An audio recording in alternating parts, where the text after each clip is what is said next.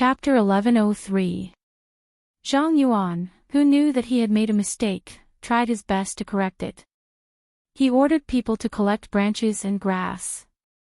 Some were from previous years, some were moist grass and branches that were still budding this year. There were even some that had been simply fermented under the roots. After observing the direction of the wind, he found a place where the wind was blowing and piled them up into a pile. Then he dug out a path to ignite the fire and took the matches to call the 9 little ancestors who were still fishing by the water. "Ah, you're starting to make a game. Okay, I'm coming." Xiao Bei patted the fish scales hanging on his body a few times and dried his hands on Xiao Yuan's back. He took the match and jumped to the end of the path to ignite the fire. He looked up at the waterfall and laughed. He struck the match and ignited the thing under his feet. Seeing the fire spread to the pile of grass, he turned to Xiao Yuan and asked, "How long do you think it will take for them to react?"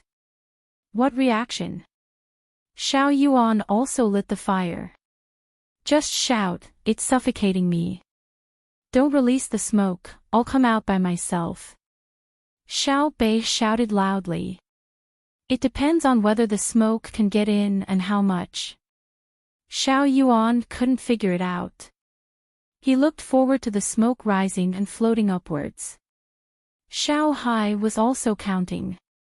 After he finished counting, he didn't participate in the discussion. He turned around and went to his brother and sister who were still playing chess. He watched them play a few moves and realized that he couldn't help anyone with his calculation ability. He then whispered to his sister, "Sister, can't we hit it with a bullet directly?" Wang Wan stopped playing. "It depends on the bullet's speed and penetration, as well as the thickness and flow rate of the waterfall hit by the bullet. It's like using a gun to hit water. It can't go in too deep and lose its strength. It can only rely on its own weight to fall down. Can you calculate it?" Xiao Hai was concerned about this problem. Wang Wan nodded. "In theory, yes, but it's not an accurate calculation.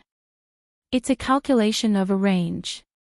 It's impossible to remove the obstruction and flow rate of the water.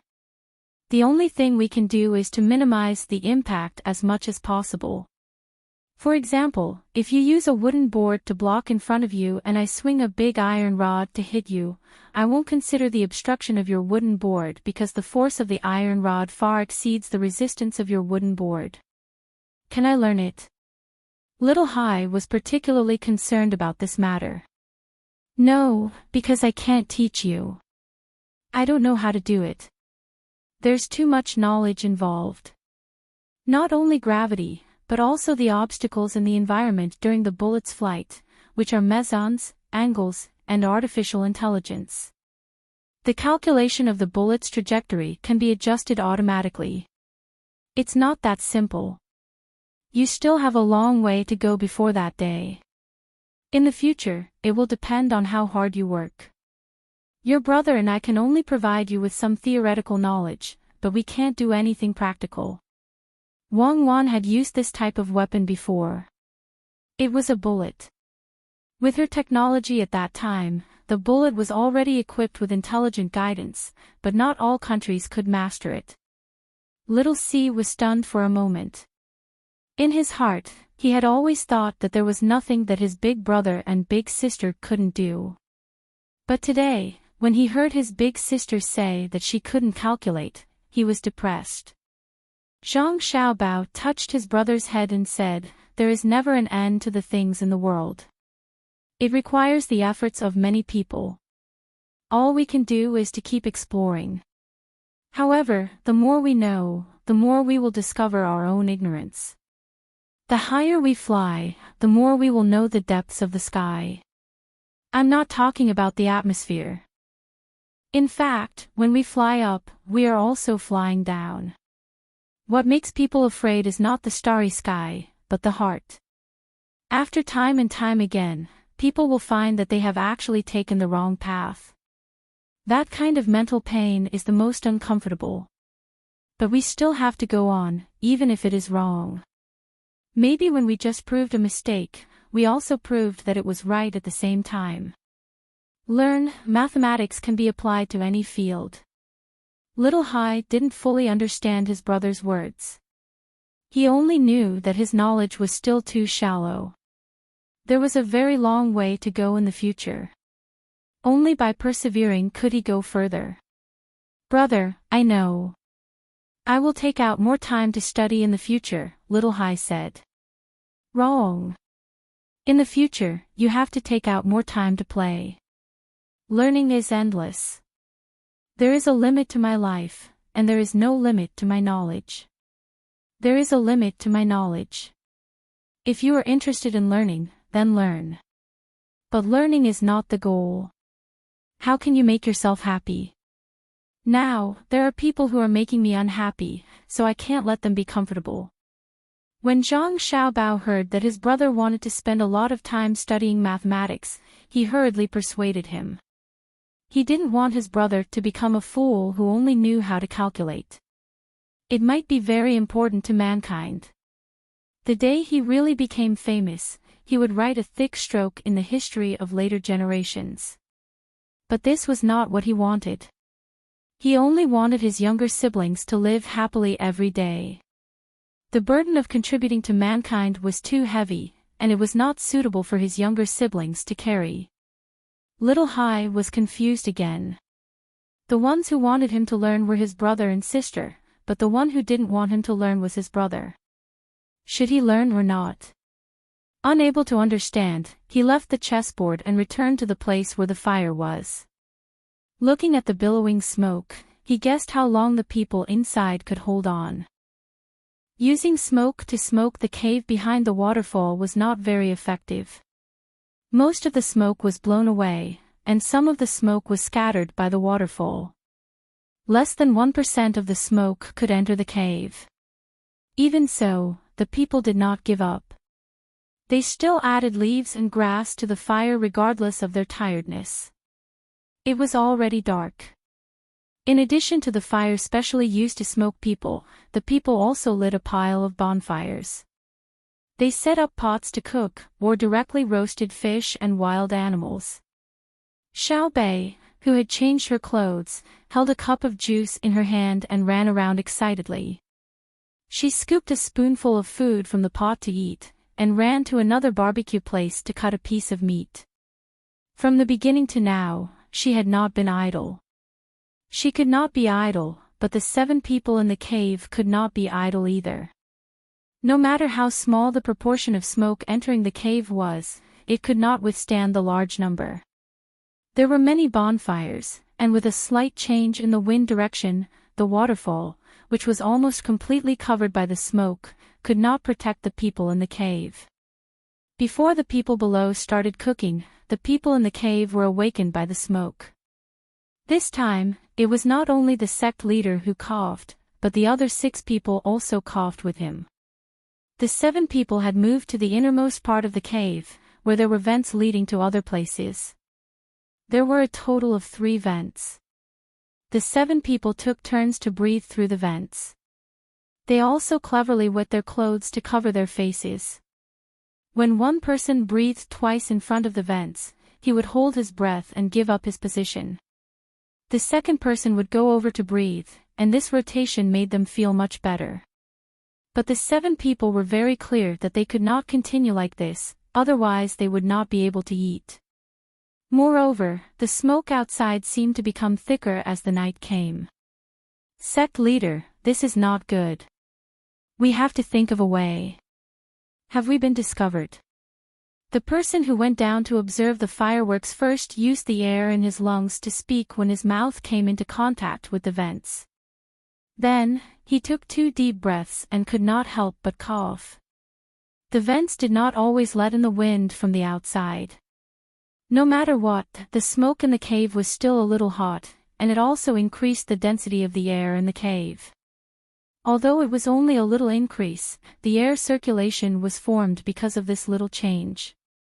Therefore, the smoke in the cave also drifted out of the vents.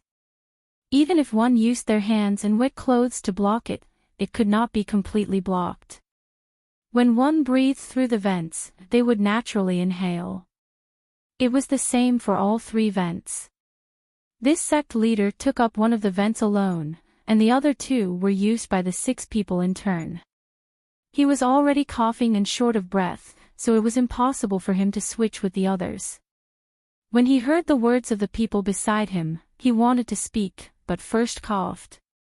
After coughing for a while, he breathed twice in front of the vents and finally spoke. Go and see if they set the mountain on fire, or if they know that we are behind and come back after a look. Go quickly. Ah. I go. Okay. This person was shocked. After hesitating for a while, he gritted his teeth and agreed. After a few more breaths, he took a deep breath and held it. Using his wet clothes to cover his mouth and nose, he narrowed his eyes and ran towards the cave entrance. When he reached the cave entrance, he found that there was only thick smoke in front of him. He could not see the situation outside at all. As for the water, he could only feel the water splashing on his face. He could not see the shadow of the waterfall. The water did not emit light, and it was usually very dark at night. He wanted to go down like last time, but he knew that it was absolutely impossible. No matter how good his throwing skills were, he would not be able to hit a nail at night. Even if he was lucky and went down before he was smothered to death, would he be able to come back at night? Just when he did not know what to do, a gust of wind blew the smoke outside away. At this time, he finally saw the situation outside. The vague and hazy light shone in from the waterfall, and the water of the waterfall was also blown away by the wind. The swaying fire on the ground outside left a shadow in his eyes for a moment.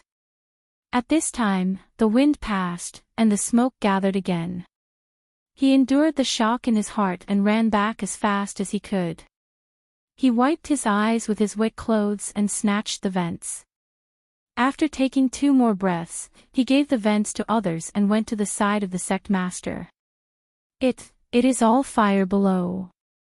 There are many people. It seems that they are eating there.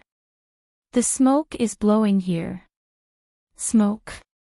Silly, how can smoke make us like this? They deliberately let the smoke out. It's over. I didn't expect that they would find us hiding in the cave. The big thing is over. You are good. Jump down later and bring back what we know in the Tang Empire. The sect master, Wei Wei, moved aside so that the other person could breathe the air of the vent. He did not care whether he coughed or not and gave the order. Sect master, don't give up. If they are suspicious, maybe they will use smoke all the places with waterfalls to test us. If we persist, we will be able to avoid them. The person advised. He did not want to jump down now. Although he was not afraid of being found by the people below, the sound of him jumping was not as loud as the sound of the waterfall. But if he jumped down from here, it would be very difficult to swim to a safe place alive. If he was not careful, he would be hit by the water of the waterfall into the whirlpool. The sect master thought for a moment and nodded. Then let's wait and see. So the 7 people continued to struggle to deal with the smoke. With the vents, they felt very uncomfortable. They would not die from the smoke, but every time they breathed, they would inhale a part of the smoke, followed by coughing. Then they had to continue to gasp for breath, which was more painful than directly killing them. Why haven't they come out to surrender? Did the people we caught earlier lie, or did they already leave the cave, or did they die from the smoke? Xiao Bei ate a lot of food. He ate 1 or 2 mouthfuls in front of the bonfire, but couldn't resist eating too many times. When he was full, he no longer jumped around and ran. Instead, he went up the mountain to check the pills. He ate them bit by bit like snacks, rubbing his stomach with one hand and stuffing them into his mouth with the other. His legs slowly moved as if he was taking a stroll.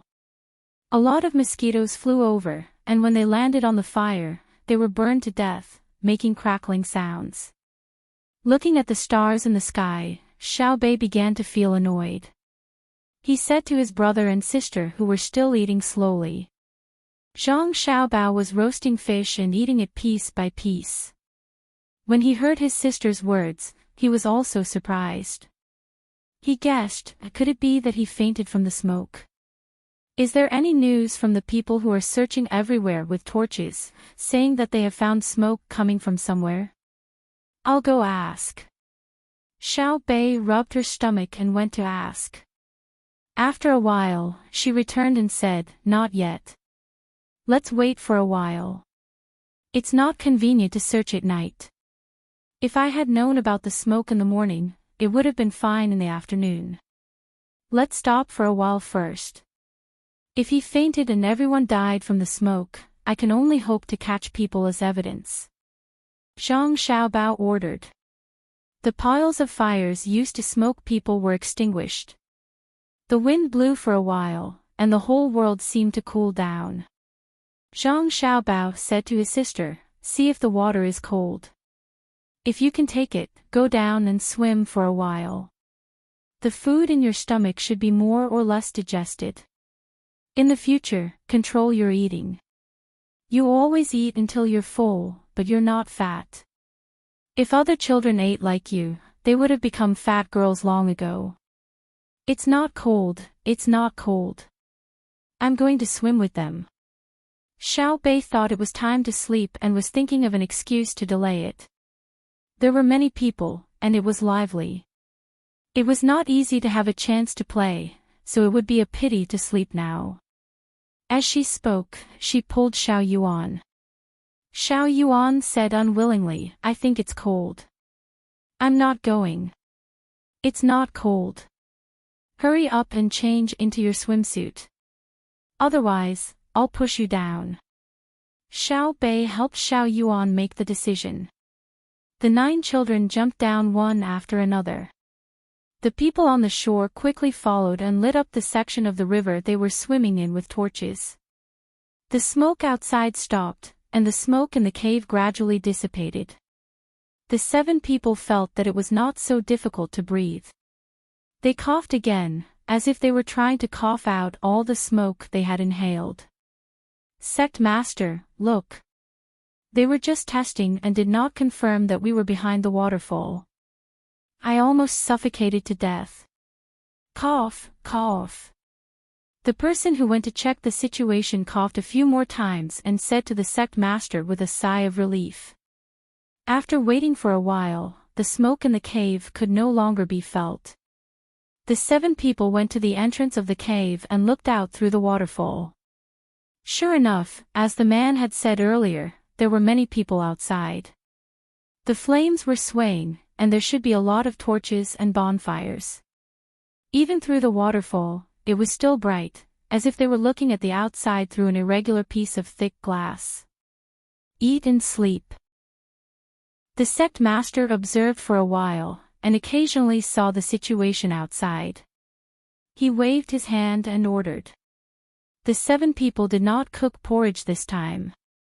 Instead, they casually took some rice and put it in the wind. They ate some salted vegetables and had no clothes to cover themselves. They lay there and endured the discomfort of their bodies, forcing themselves to quickly fall asleep. In the middle of the night, Xiao Bei and the other 9 children also went to sleep in the tent. The others took turns to keep watch.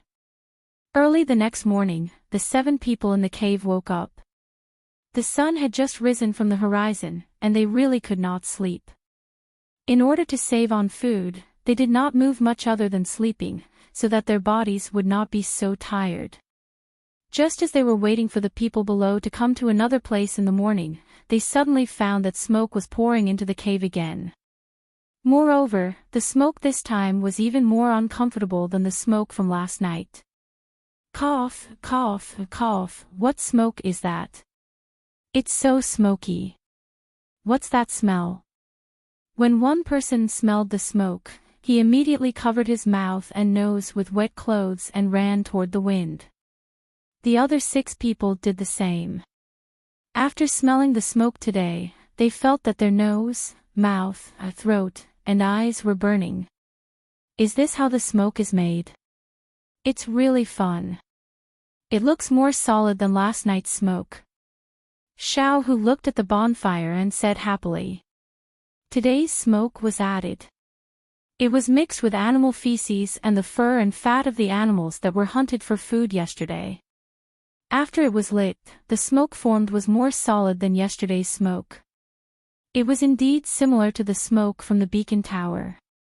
The smoke looked black with a hint of yellow, and yellow with a hint of white. In any case, it was a mixture of all kinds of colors. With one look, one would know that it would be uncomfortable. After smoking like this for half an hour, someone finally came to report that they found 2 smoking places. It was estimated that they were connected to the cave. Stop first. Zhang Xiaobao ordered with a smile. The smoke was extinguished. Someone brought Zhang Xiaobao and the others up the mountain from another place. Sure enough, there were 2 places where smoke was wafting out. The smell was exactly the same as the things that were burning below. Are there other smoking holes in other places? Zhang Xiaobao stared at the 2 holes and asked. Not yet. Little Gongzi, what do you think we should do next? The person who was asked replied. Fill them with water. Tell the people in the cave that they have been discovered. Force them to come out. Zhang Xiaobao said. Brother, do we need to fill them with smoke? Xiao Bei pointed at the 2 holes and asked. Let's see how they perform first. Zhang Xiaobao turned around and walked down. Just as he returned to the ground, someone came up to him and reported, Little Gongzi, we found a place for people to climb up and down on the rock wall. Should we arrange for people to attack? We can definitely fight our way in. Zhang Xiaobao waved his hand. We won't force our way in. What if someone climbs up and throws rocks down from the top? That will cause casualties. I don't want to implicate our people just to catch a few people. It's not easy for Xiao Bei and the others to come here for fun. They might not come back for a few years. Hurry up if you want to catch people in other parts of Mount Lu. When we catch all of them, we'll celebrate when we get back. That's right. We haven't had enough fun yet. Don't attack. There are no hostages inside. My people are precious. Drag it out slowly. Drag it out until they die. If there's no other way, we can use cannons to bombard them. It's just money. I have money. Xiao Bei supported her brother. She knew that it was not easy to run around in the wilderness. Once this was over, they would have to follow the boat. It would be impossible for them to come out and play alone. The 7 people in the cave noticed that there was less smoke. They thought that the other party had finished probing once again. In the end, they saw that 2 of the 3 vents had started to leak water. They could no longer use them for ventilation. The 7 people were shocked when they saw the water. Their first thought was that they had been discovered. Then, they saw the water flowing towards the mouth of the cave. More and more water was coming out. Once again, they confirmed that they had been exposed. Sect leader, what should we do? Block it? One of them asked the sect leader. It's no use. Block 2 vents. Even if they don't find the other one, once they continue to leak water and use smoke outside, there will only be 1 mouth left. Can we still switch? Later, when the 6 of us surrender, you take the opportunity to jump down. You must send the news back. This is a matter of life and death. The sect leader gave the order to the person with the best skills. Sect leader, why don't I take you with me? If we're lucky, we might be able to escape. Otherwise, if you're captured, won't they use you as an excuse to attack us? The person sorrowfully said. He was keenly aware of the great Tang's reaction once the matter was exposed. To be more precise, Zhang Xiaobao and Wang Wan would retaliate, and he began to regret coming here to cause trouble. Relax. No one will admit to it. I'll just say that it was my own idea. I could have just died, but if I really did die and didn't give them an explanation, they'll vent their anger on our country. I alone will take all the blame. The sect leader seemed to age a great deal as he sighed. While the 7 were discussing, shouts came from outside. Some were yelling directly, while others were using loudspeakers, but the voices were fairly uniform. The meaning was that the people inside should surrender. If they resisted, they would be captured and would not have a good ending. This was the method that Zhang Xiaobao and Wang Wan had often used. Of course, without a hostage, there was no need for a negotiator, and they didn't care if the people inside would harm themselves. Let's go. Get ready. There are quite a few people here. It's worth it to send so many people to capture me. Hearing that the sounds outside could faintly be heard over the movement of the waterfall, one could imagine how many people were outside.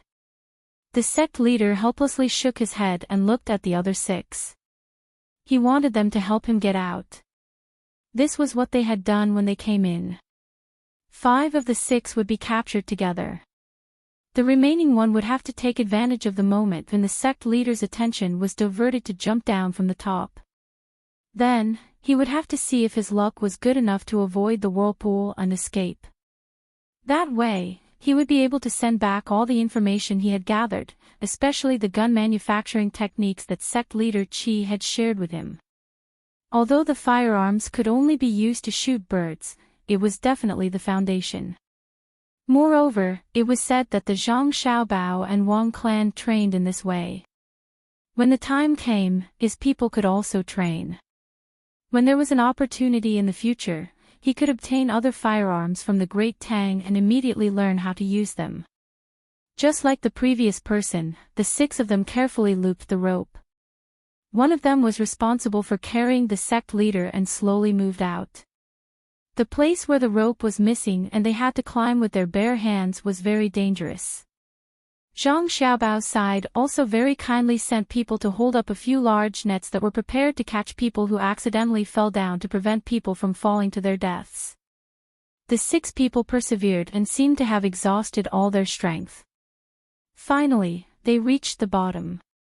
As soon as their feet touched the ground, they were tied up and carried to Zhang Xiaobao's side. At this moment, the remaining person in the cave took a deep breath and slowly exhaled. Then, he took a little more breath and exerted force on his feet. He opened his arms and then closed them over his head. With a leap, he fell down the waterfall. The moment he fell into the water, he felt the world spinning. Relying on his swimming ability, he held his breath and stretched his body as far as possible, allowing the tumbling water to push him out of the whirlpool. Needless to say, his idea was good. He did not enter the whirlpool and was endlessly spinning. Instead, he was washed away by the water and rolled out. After waiting for more than 10 breaths, when he knew that he was alive, he still did not dare to poke his head out of the water. Instead, he stuck to the side of the shore and used his hands and feet to stay underwater. After a while, when his eyes were about to pop out, he finally poked his mouth out of the water and controlled his voice to breathe. He did not even dare to poke his head out to see the sect leader's situation. He was afraid that his gaze would be noticed by others. After a few breaths, he felt much better and continued to swim downstream. This happened a few times. Just when he was secretly happy and thought that he could successfully escape, he suddenly saw a few blurry figures in front of him. In less than 2 breaths, the figures became clear and entered his eyes. It was a few children. Seeing the children's figures, he was first shocked and knew that he had been discovered by the children. Then, he was happy. The children who could play here were most likely the younger siblings of Zhang Xiaobao and Wang Wan. If he could catch one, he might be able to save the sect leader. With a trace of hope, he reached out to the figure in front of him. Just when he thought that he could catch the other person, he suddenly felt the sensation of touching something net-like. Then, his head and body were also caught in the net. Net? The person who sensed that something was wrong was very clear about the consequences of being caught in a net in the water. He hurriedly stretched out his 2 arms, wanting to open the net. He also began to kick with all his strength. At the same time, he did not forget to continue to reach out with his outstretched arms. Through the net, he could still catch the person with his 2 arms. Just when he thought that there was no problem, his stomach was pinched a few times, then his ears.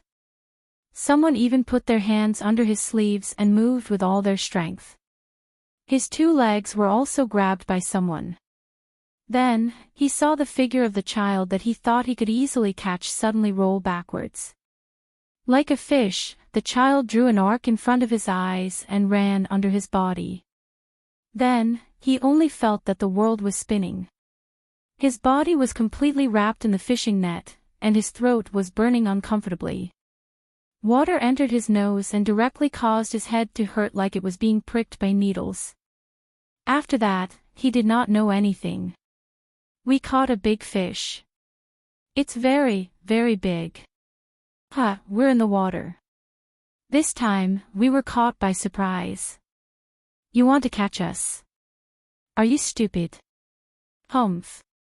After knocking the other person out, Xiao Bei and the other 9 people swam to the shore and shouted to the person who was standing not far away and watching what had happened underwater. This person did not belong to the Zhang family or the Wang family. He was a member of the local military. He was in charge of standing here and watching the situation in the water. At the same time, he was also keeping an eye on Xiao Bei and the other 9 children who were playing in the water. After Xiao Bei and the other 9 people found out that the other party was in the waterfall, they wondered if the other party could escape from the water. If it were them, they would definitely think so. Although their brother and sister had arranged for people to set up layers of nets in a relatively narrow area downstream, they felt that they should still go down and look for the other party in the water. If they could find the other party, wouldn't it be considered their contribution? Therefore, the 9 of them used nets to stop the fish in the water while keeping an eye on the front. They also wore water goggles. Last time, Xiao Hai was caught by the other party, so they had learned to be smart. In the end, just as they were happily catching fish, they saw a big shadow coming from the water in front of them. When it got closer, they could see the other party's appearance very clearly through the water goggles. As a result, things became simple. The other party was indeed very skilled. At least, Xiao Bei and the others could not climb the wall next to the waterfall. Furthermore, the other party was also good at swimming. However, he did not have a water goggles, so he did not know how good his opponent was in the water. Once the net covered the other party, even Zhang Xiaobao would not be able to do anything, let alone him. In the water, one's strength could not be used. What was required was the coordination of one's body. Xiao Bei and the other 9 people had tricked the other party just like that. While they were fighting in the water, the person watching from the shore was stunned. He did not know what to do, so he shouted for the others. Then, he saw the 9 children dragging a person out of the water. It was obvious that the other party had fainted and probably drank a lot of water. I'm talking to you. Why are you still watching? Help me. Once out of the water, the person becomes heavy. I can't pull him up. He looks like a fool. Xiao Bei stepped on the water to prevent the water from washing her away. At the same time, she shouted angrily at the person who was watching in a daze. She had done a meritorious deed. She could be considered a person who had done a meritorious deed, but the other party did not listen to her orders. It was too infuriating. Ah. Ah. The person reacted and pretended not to hear Xiao Bei's scolding. Not to mention that she was a little ancestor that he could not afford to offend, even if it was an ordinary person, he would have the right to scold her. As he pulled the person up, he cooperated with her and asked, Xiao Bei, how did you catch him? I caught him with a net. He's stupid. When he saw us, he didn't run away. He even rushed towards us and reached out to grab me. He's big and tall, so he's more agile than me in the water. In the end, we caught him with the net. He still wanted to struggle. TSK, he's underestimating us. Xiao Bei said proudly. She climbed ashore and gestured with her hands and feet. When she said that she had dodged the person's movement, she even did a backflip on the ground. She meant that she had dodged the person with this posture. After dragging the person to Zhang Xiaobao, Xiao Bei did not speak, but she still looked like she was waiting to be praised. Little master, the person was caught. It was Xiao Bei and the others. When I found out, I was scared to death. If one of us was caught by the other party, I was scared to death. The local military personnel who dragged the person were still shocked by the 9 children's ability in the water. At the same time, they were very puzzled. Why did Xiao Bao let his younger brothers and sisters take the risk? What if something went wrong? Zhang Xiaobao seemed to know what the other party was going to say. Wei Wei smiled and said, Don't be afraid. If you want to hurt them in the water, even I might not be able to do it. The 9 people's fighting power in the water is much stronger than ordinary adults. Also, Zhang Xiaobao did not finish his words. After all, the other party was not his family. While he was talking, 4 people appeared at the place where Xiao Bei and the others were fighting. The 4 of them were also wearing water glasses. The color of the glasses was similar to the soil on the underwater shore. The same was true for the water suits they were wearing. There was also a tube connected to the 4 people's mouths. The tube was the same color as the soil. Each of them was holding an awl in their hands. After they came up, they took a detour and left. Obviously, they did not want Xiao Bei and the others to see them. These were the people Zhang Xiaobao arranged. A total of 16 people were arranged, and each group of 4 people rotated. He was afraid that his younger brothers and sisters would be hurt again. When they were in the lake, Zhang Xiaobao was so scared that he broke out in a cold sweat. Wang Wan was the same. That was why they personally went to torture them. Their purpose was to vent their anger. From that moment on, the 2 of them paid more attention to their younger brothers and sisters' safety. They knew that the little ones liked to swim, so they ordered people to prepare in advance. Wherever they went in the water, there had to be people guarding nearby. If they were discovered by their younger brothers and sisters, they would come out directly. If they were not discovered, they would continue to hide. Just now, when Xiao Bei's group of 9 were fighting with that person underwater, one of the 4 people clearly saw that that person didn't manage to catch anyone. Otherwise, he would have rushed over and hit him with an awl. Hearing her brother's words, Xiao Bei came over and held her brother's hand. She said, "Brother, you don't know how dangerous it was just now. Luckily, I dodged at the critical moment. At that time, I was thinking that since he rushed over like that, I should, good, you're brave and resourceful." After hearing his sister's exaggerated words, Zhang Xiaobao praised her. Xiao Bei embarrassedly twisted her body twice and said, "Actually, it's not bad. It's mainly because brother taught me well. You two, stop flattering each other. See how they are doing. Ask them if there's anyone above them. Just in case someone hasn't come down yet." Wang Wan was amused by Xiao Bei's appearance. She looked at the person who had just been rescued and said this. "I'm asking you, is there anyone above you?" Xiao Bei circled around the person and asked. "No, I'm not convinced. You have more people. You took advantage of my unpreparedness and won an unfair battle." The person who was caught by the neck was indignant. "TCH, I'm not convinced. I'm much younger than you, and I'm not as strong as you. You dare to say that I ambushed you. Do you know who betrayed you? I was playing in the water and ambushing our people. In the end, he attacked us when we weren't paying attention. He was still knocked out by us. The winner takes all, and the loser takes all. Don't look for excuses. It's impossible for me to let you go.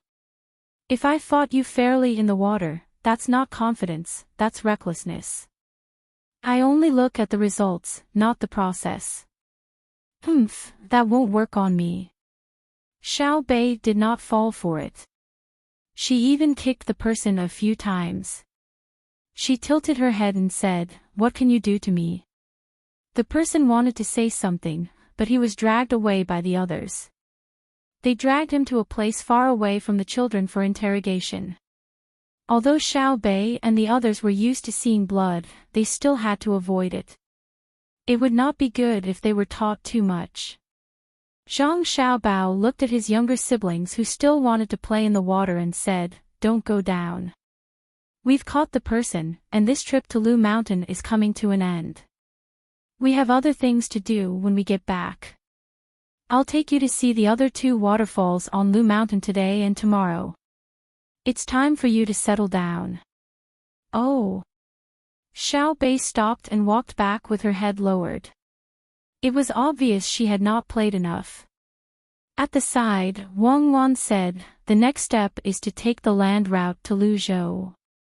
Come with us. There's still plenty to play on the way. When we arrive, there's the sea. You can continue swimming." Ha! Xiao Bei immediately cheered up. It was fine as long as they did not have to stay in one place. 2 days later, Zhang Xiaobao and Wang Wan brought their younger siblings and set off for Xuanyang. At the same time, they had informed Hangzhou to let Li Longji take a boat over so that they could meet at the lake. After that, they would change to the land route and head to Luzhou.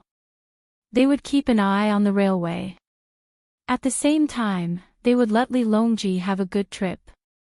Otherwise, Li Longji would never be allowed to look at the sea in the south, let alone go to the ends of the earth that Zhang Xiaobao and Wang Wan had named.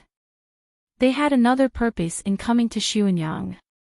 Their younger siblings had promised the people in Xuanyang that they would come up with ideas to increase the number of roads in the area. They wanted to see the actual situation there so that they could come up with a solution. In Hangzhou, Li Longji was still accompanying Jiang Wang clan to do publicity every day. After the first day, Jiang Wang clan was addicted to it. The next day, she would still go out and tell others about the benefits of having more worries.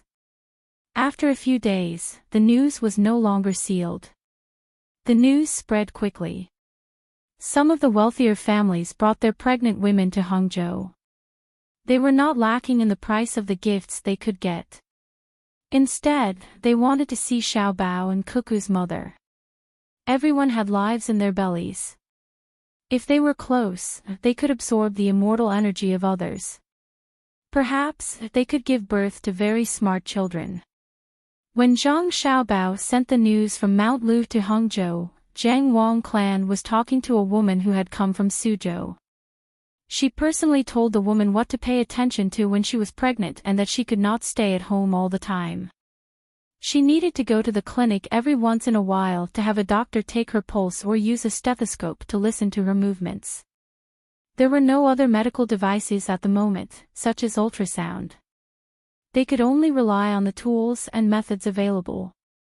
If the child in the womb was disabled, there was nothing they could do. They had to give birth to the child. Of course, if the child was stillborn, they could tell that it was missing a heartbeat. Even so, the people of Tang were very satisfied. At the very least, they were not afraid of dystocia. They also did not have to worry about accidentally hurting the child when they were doing things. Li Longji was at the side talking to the men of other pregnant women. He had completely let go of his status as the emperor. To be precise, he had changed to another way to reflect his status. When he met and talked to the people, no one would say that he was no longer the emperor. They would only say that he was closer to the people. An emperor who was in the hearts of the people was more convenient to carry out orders than an emperor who could only be imagined. Reporting, the matter at Mount Lu is over. The Bohai Jidushi has sent a message. Most of the enemies have been captured. Only a few are still hiding. There is no need to personally deal with the follow-up matters at the Jiangnan West Road. Your Majesty can set off in a few days and meet at Pengli Lake. While Li Longji was talking to the people around him about the importance of more children to Tang, a messenger squeezed in from outside and handed over the translated telegram. Wei Wei nodded to the people around him. Li Longji listened to the messenger and took the telegram. He said with satisfaction, "The matter at Mount Lu is also over. Xiaobao's actions are truly extraordinary. All those who are caught are former citizens of the Great Tang. All of them are to be sentenced severely. As for those from other countries, lock them up for us first. Wait until us decide on where to deploy our troops. You must remember that you must not betray the country, and you must not think of betraying the country. Otherwise, no one will be able to escape. Our Tang is united, so why would we betray you? We will not let you off easily." Li Longji's last words were naturally for the people who were listening to the message. The people nodded in agreement. They all felt that the troublemakers were too evil. The country was doing well, so why did they have to join forces with others to destroy it? Wouldn't the people of Tang be harmed in the end? Your Majesty, don't worry. I will definitely not do anything harmful to Tang. I even sent gifts to the school.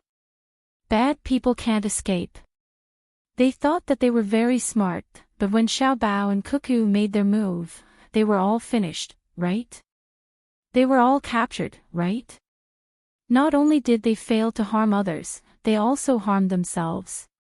As soon as Li Longji finished speaking, someone in the crowd shouted. Li Longji looked in the direction of the voice and saw Wei Wei smiling. The people who were shouting were the inner court members of the Zhang family and Wang family. Previously, they were hiding in the crowd to monitor others, but now, they were showing their faces to echo Li Longji's words. Since there was a leader, the other people did not know what was going on. They all shouted and made promises. The scene was chaotic.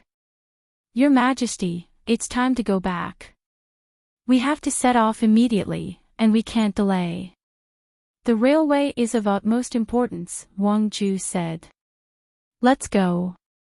Li Longji said and nodded at the people around him. Then, he turned around and walked toward Wang Ju's mansion. Naturally, Madame Zhang and Madame Wang also went back with them. When they heard that the children had solved the problem, they were both happy and reluctant to leave. They still had to stay in Hangzhou until the children were born. They could not continue to follow Luzhou, although both of them missed the days when they lived in Luzhou.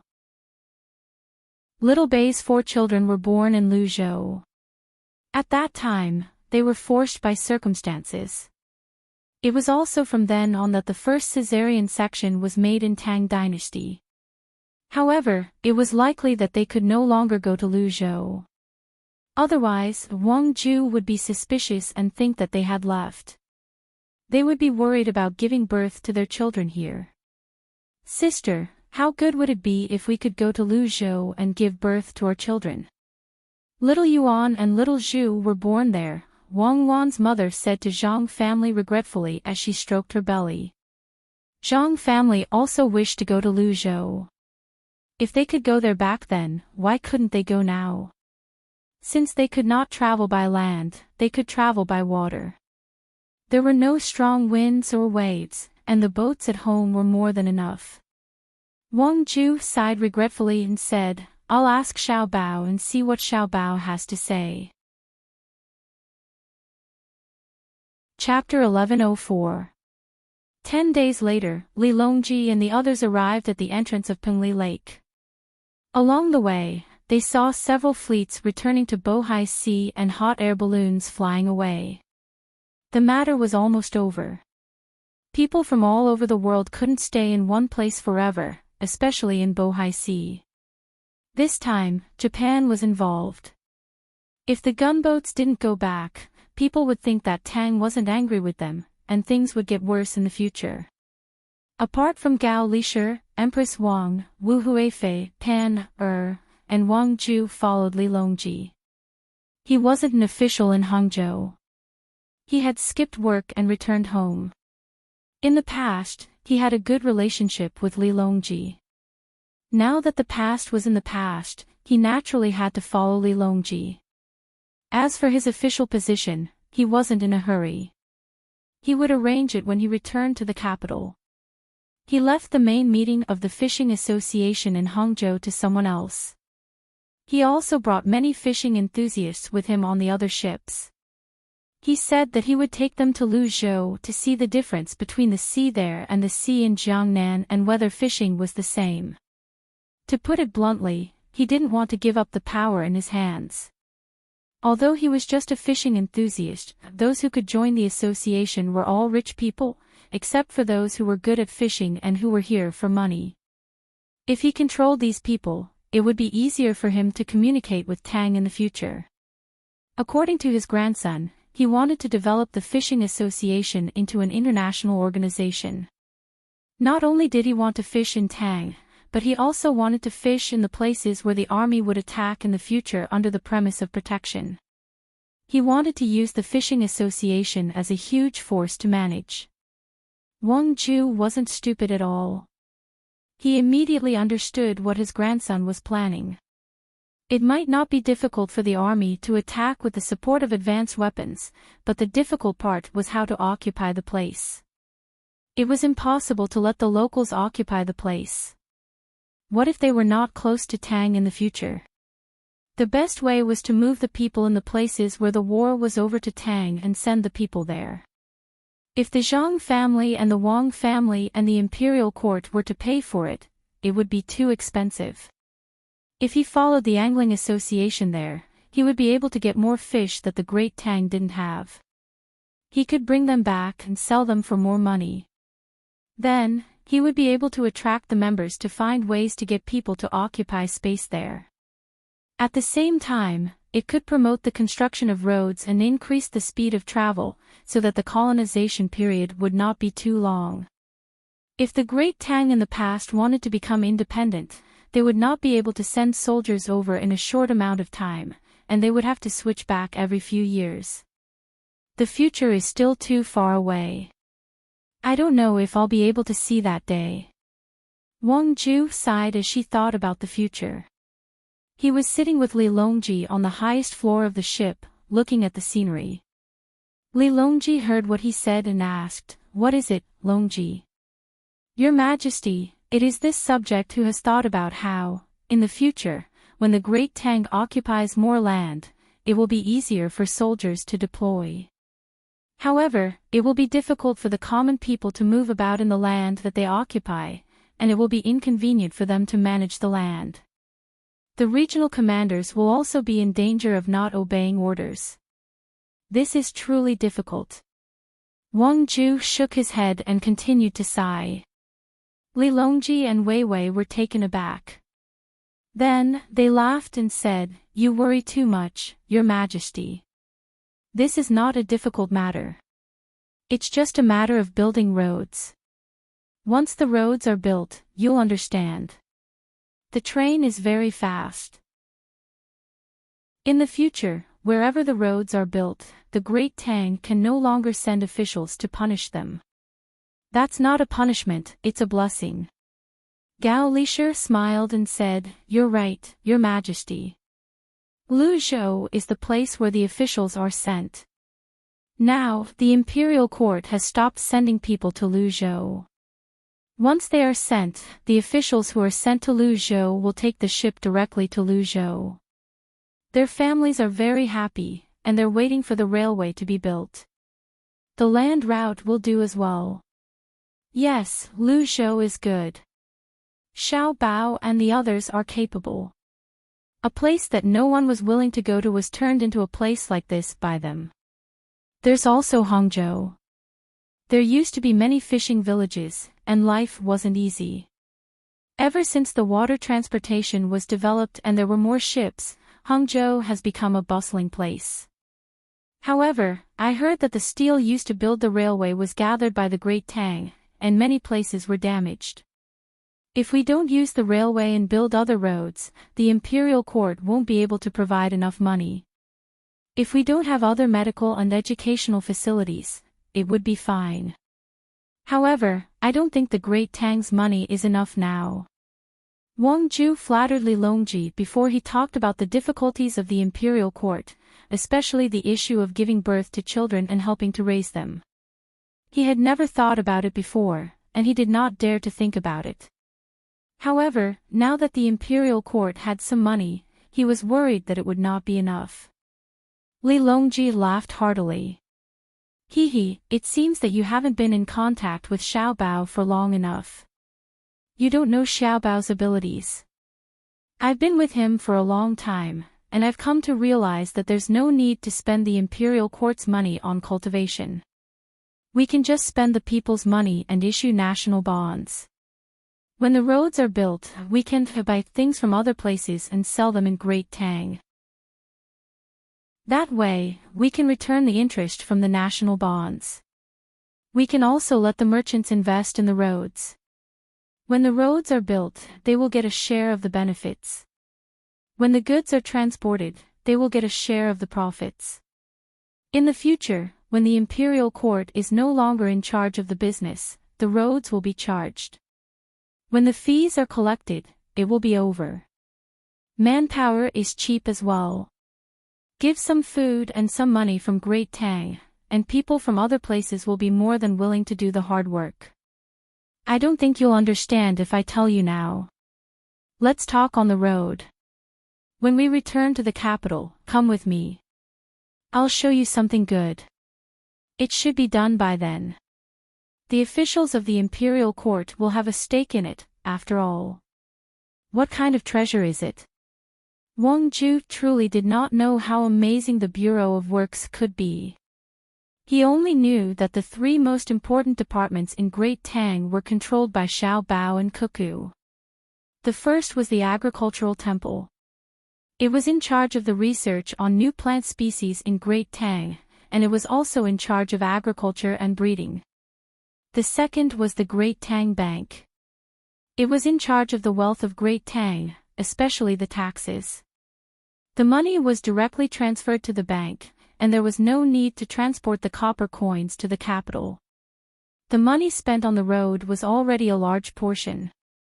If the bank were to suddenly collapse, many people in Great Tang would cry. It wouldn't be an exaggeration to say that it was the lifeline of the country. The third was the Bureau of Works. The best craftsmen of Great Tang were gathered there, and there were many technologies and theories waiting for the craftsmen to learn. More importantly, it provided the technologies used by the military. Whoever controlled the Bureau of Works would be in charge of the weapons and future upgrades. Even the transmission of information was made by the Bureau of Works. It was said that a large proportion of them had been damaged during production, but money had still been invested into them. The importance of information was self-evident. Otherwise, there would be no need for the beacon towers. These three had always been in the hands of Xiao Bao and Cuckoo, and they wielded great power. To put it bluntly, the two of them could even have the Emperor of Great Tang change his surname. After a war, they were certain to be the final victors. The things the Emperor was speaking of were probably from the Bureau of Works, because it was said that an official of the imperial court had invested money to establish a new company in the Bureau of Works. Is it because the steam engine has become smaller? Can it travel on the road like a carriage? Wang Ju pondered for a moment, and before anyone could answer, she asked. Qing is truly extraordinary. Although it's not the truth, it's not far off. It's something that can replace a carriage on the road, but not a smaller steam engine. No matter how small a steam engine is, it still needs to burn things. Where can it get water and combustible materials? Xiao Bao and Cuckoo call it an internal combustion engine. It also needs water and combustible materials, but not much. When I came out, a finished product was already made, but it still needs some time before it can be used. The finished product is prone to spoilage due to the lack of skill. There are many technologies that Xiao Bao and Cuckoo have mentioned that we don't have. There are some things that we can only use a file to create bit by bit. When Li Longji talked about technology, he was filled with worry. He was still worried that the other party had a country that was skilled in technology. Wang Ju asked in bewilderment, "File? Can something good be made with a file?" "That's right." Gao Lisher said, "Don't underestimate this file. Nowadays, when apprentices want to graduate, it's not like before. They learn more systematically. When they graduate, they are given an iron rod and a file. Apprentices have to make things according to various requirements. The more complicated the things they make, the higher their graduation evaluation, the better they can do in the future, and the higher their salary. The simplest one is to make a small hammer with these two things. Not only does the shape have to be correct, but it also has to be smooth to the touch." Ah! Wang Ju opened his mouth and said in surprise, "One iron rod and a file.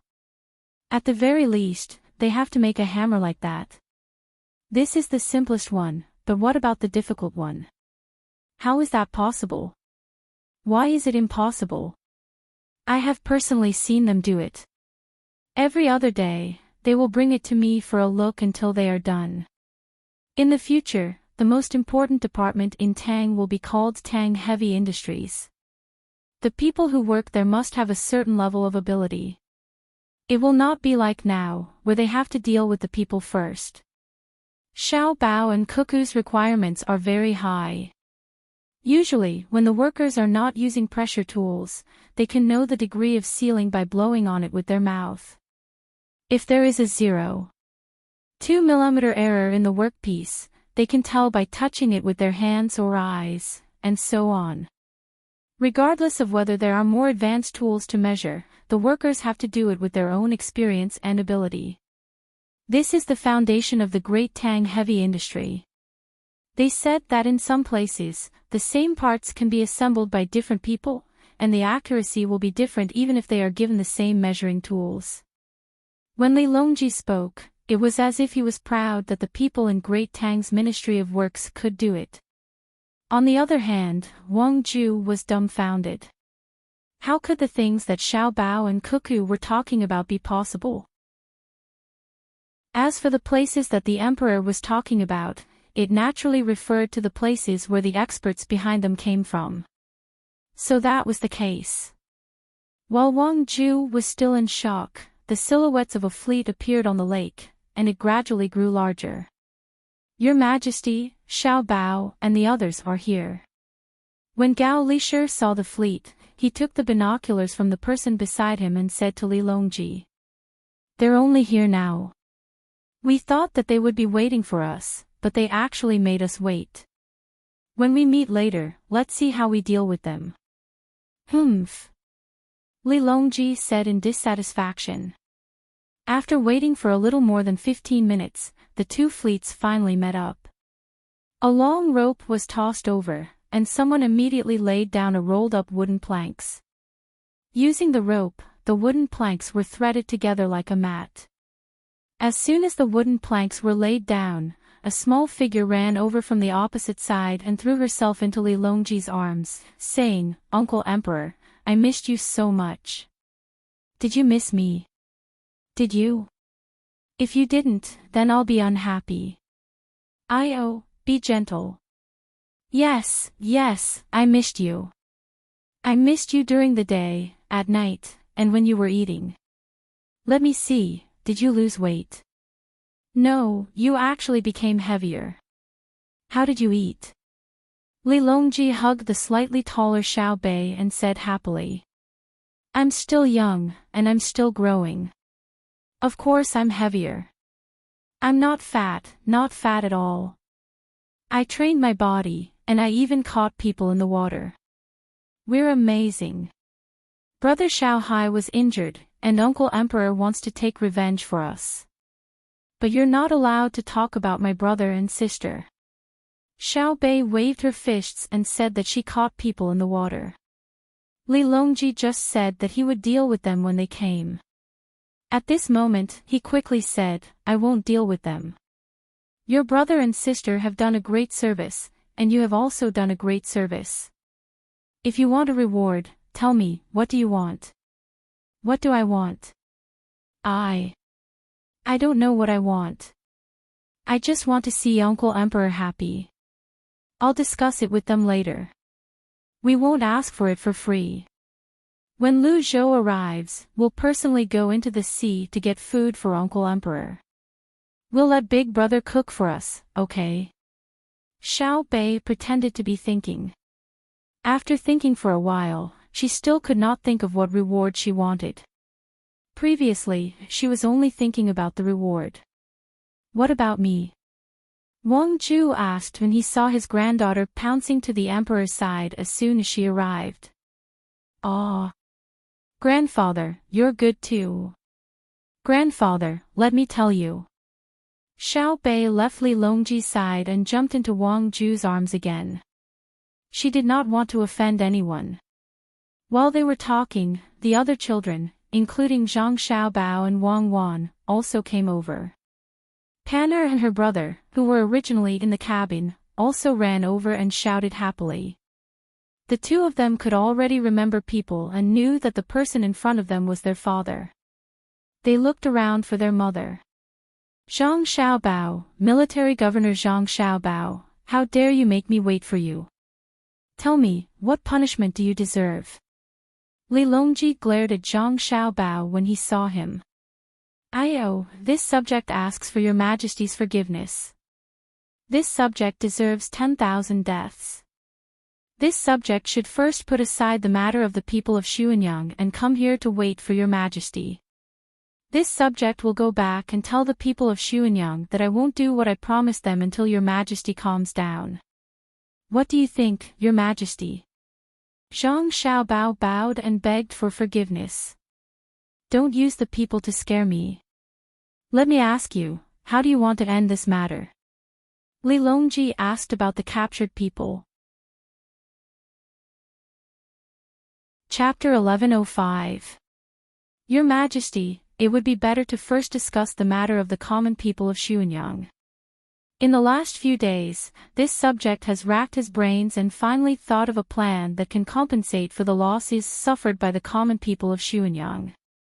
This subject's brother and sister have taken great care of us, so the common people should be the most important. Hearing Li Longji ask about how to deal with the surrounding countries, Zhang Xiaobao frowned. He and Wang Wan still hadn't thought clearly about what strategy to use against whom. The implications were too great, so it wasn't as simple as dealing with the common people. Wang Wan also nodded. She admitted that it was very simple for her and Zhang Xiaobao to deal with the matter of Xuanyang. In truth, it was the same in the past. If they had truly sent the scholars of the various research departments to a single county to do research, in a situation where there was no exchange of benefits, it was very easy to raise the local economy. The reason they didn't do that, besides the exchange of benefits between the various powers, was that capable people would not want to go to a place to do small things. It was beneath their status. It was not as important as being a think tank, scheming with other colleagues, or dealing with the country's large environmental construction. Selfishness, it was that simple. At this time, she and Zhang Xiaobao did not need to exchange benefits with others. Even the officials of the imperial court, who represented their families or powers, could not pose a threat to the two of them. If anyone dared to cause trouble, they would be killed. How simple was that? Thus, calming down and inspecting the local economic structure and human resources was quite easy for them to come up with a good idea. Li Longji looked at Wang Wan. Seeing Wang Wan's pensive expression, he also raised his eyebrows and said, Xiao Bao, foreign affairs are the most important. don't complain to us. Dealing with a small place like Xuanyang requires you to put so much thought into it. If so, we will take back the authority in your hands to prevent you from overworking yourself. This year, in the east and west of Jiangnan, all the officials who have not been caught will be demoted by 1 rank. Those who have just taken office will be warned, deducted subsidies. We will not listen to their explanations. They will say that they have just taken office and are not familiar with the situation. What were they thinking before taking office? How did they write the plan for taking office? This year, all the newly promoted officials will be demoted by 2 ranks and have their salaries deducted for 2 years. If they do not perform well next year, they will be removed from office. If they enter the lower ranks, they will be killed. Did they really think that they had nothing to do with the hidden dangers that occurred in the places they used to stay after they were promoted? According to what you and Cuckoo have said, if an official carries out a policy, it will show results in a short period of time. But not long after, it will cause problems for the people and money, and they will be held responsible. What you said to Cuckoo is very good. You need political achievements to be promoted, but you shouldn't do it for the sake of political achievements. The eyes of the people are as clear as snow, and I am not blind. In a few years, the first 2 batches of children from Chaoyang Action School will be able to become officials. In the future, when they become local officials, they will still carry out their policies despite knowing that they could harm the lives of the people. If they harm one person, I will kill them as well. The Tang Empire lacks other things, but it definitely doesn't lack officials. If it really doesn't work, I will use your family's inner court to replace them. Oh, is it because the gun is not accurate? Speak, Xuanyang, what do you want to do? Speak boldly. Even if it's wrong, we will not kill you and Cuckoo. If the plan is to double the people's income in 3 years, after 3 years, if the people's income is not doubled, the 2 of you will pay for it yourselves. We will be magnanimous toward you, right? Then what if the plan is to double the income, but the result is to triple the income? Zhang Xiaobao asked. First, it shows that your calculations are not accurate. If you can double the income this time, you might double the income next time. If it's a problem with your ability, you will be fine to help you correct it. Second, you deliberately concealed the information, which is the crime of deceiving the emperor. You underreported the data and did not do your best. You are not willing to take responsibility, so you will be fine to help you correct it. Li Longji said with a serious expression. Empress Wang, who had come out of the cabin to see her son and daughter, couldn't help but laugh when she heard Li Longji's words. Wu Huifei also covered her mouth with her hand, but her eyes were smiling. Zhang Xiaobao nodded as if he had accepted his fate. All right, this subject understands. Your Majesty, your plan is truly ingenious. This subject admires it greatly. In other words, as long as I am kind-hearted enough to come up with some ideas, I will have to bear the risk of being fined, right? Yes, Qing is indeed extraordinarily intelligent, haha. Li Longji also laughed as he spoke. The haze that had clouded his heart over the past few days because of the incident in Jiangnan seemed to have been swept away. Xiao Bao, Cuckoo, the unparalleled scholars of the nation, but that's all there is to it. Oh, not unparalleled, it should be my Tang, 2 swords in harmony. Let me guess, what is your plan? Xuanyang, Linjiang, and Peng Lake, so it must be based on water transportation. Xiao Bao's plan is consecutive, so I'll mention a few things. First, the shipbuilding industry.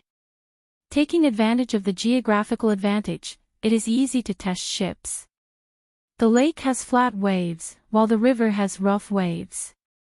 The newly built ships can be tested on both types of water. Second, the docks. Back then, when your family bought the Xiaoyuoshui River north of Sanshui County, the first thing you used was various kinds of relatively advanced loading and unloading tools. Now that the Ministry of Works has advanced technology, using them at the Xuanyang docks, the results are particularly good. You can also work with the shipbuilding industry to design the number of ships that can be loaded at the docks. Third, tourism. The scenery of Mount Lu is beautiful, and you can arrange for tour guides to wait at the docks. The roads are smooth, and travel is convenient. Just the food and lodging alone is not a small amount of income. The above 3 points can be said to be interlinked. What do you think? Li Longji seemed to have forgotten the pain after his wounds healed. As long as he was facing Zhang Xiaobao, he would definitely think of a way to win through strategy. Although he had never succeeded, he still enjoyed it. Your Majesty's plan is good. Wang Ju immediately began to flatter. Xiaobao, this subject admires you the most when it comes to strategy. However, Your Majesty is always able to point out the key points. This subject is inferior. Xiaobao, is this what you think? Zhang Xiaobao smacked his lips twice, but didn't say anything. Wang Wan covered her mouth with her hand and laughed. When Wang Ju saw this, he said, "Is it not? Your Majesty's plan is one that benefits the country." Enough, don't say any more. We've been looked down upon again. Consort Huifei, what do you say? Li Longji knew that he had failed again, so he gloomily asked Consort Wu Huifei. That was because Consort Wu Huifei had also begun to study this. Your Majesty, this subject's consort actually has the same idea as Your Majesty. However, this subject's consort can add on one point. If the two sides of the Yangtze River cooperate with each other, they can glide high up in the sky and transport goods back and forth. The quantity is small each time, but it can be transported continuously. This is more convenient and safer than ships. Since this is the case, perhaps there is no need for Xiaobao to think about what this subject's consort can think of. Right now, there is already a shipyard in the middle of the lake, and the tourist route is also continuing to be improved. There is no need to talk about the docks. Xiaobao's compensation is to provide timely assistance, not to add flowers to embroidery. It is the local official's job to come up with a plan on top of what has already happened. It is not Xiaobao's wish. Consort Wu Huifei followed Li Longji's suggestion and brought up another point.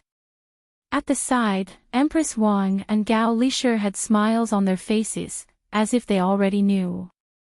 Wang Ju, on the other hand, was slightly embarrassed. He had only wanted to curry favor, but he had probably failed. However, he still had doubts in his heart. He admitted that his grandson and granddaughter-in-law were formidable, but no matter how formidable they were, there had to be a limit. His grandson's idea of setting up the fishing association was not bad, but it was making something out of nothing. The two of them were also skilled at investigating people, but they were also meticulous and skilled. Right now, they were talking about the livelihood of the people of Xuanyang. Xuanyang did not have long legs to run elsewhere. It had been there since ancient times. Other than the convenience of water transportation and the ability to build ships, what else could they have thought of? Fishing. Someone had already done this before. Since it was just adding flowers to embroidery, they naturally would not tell others to continue fishing, unless there was a better method.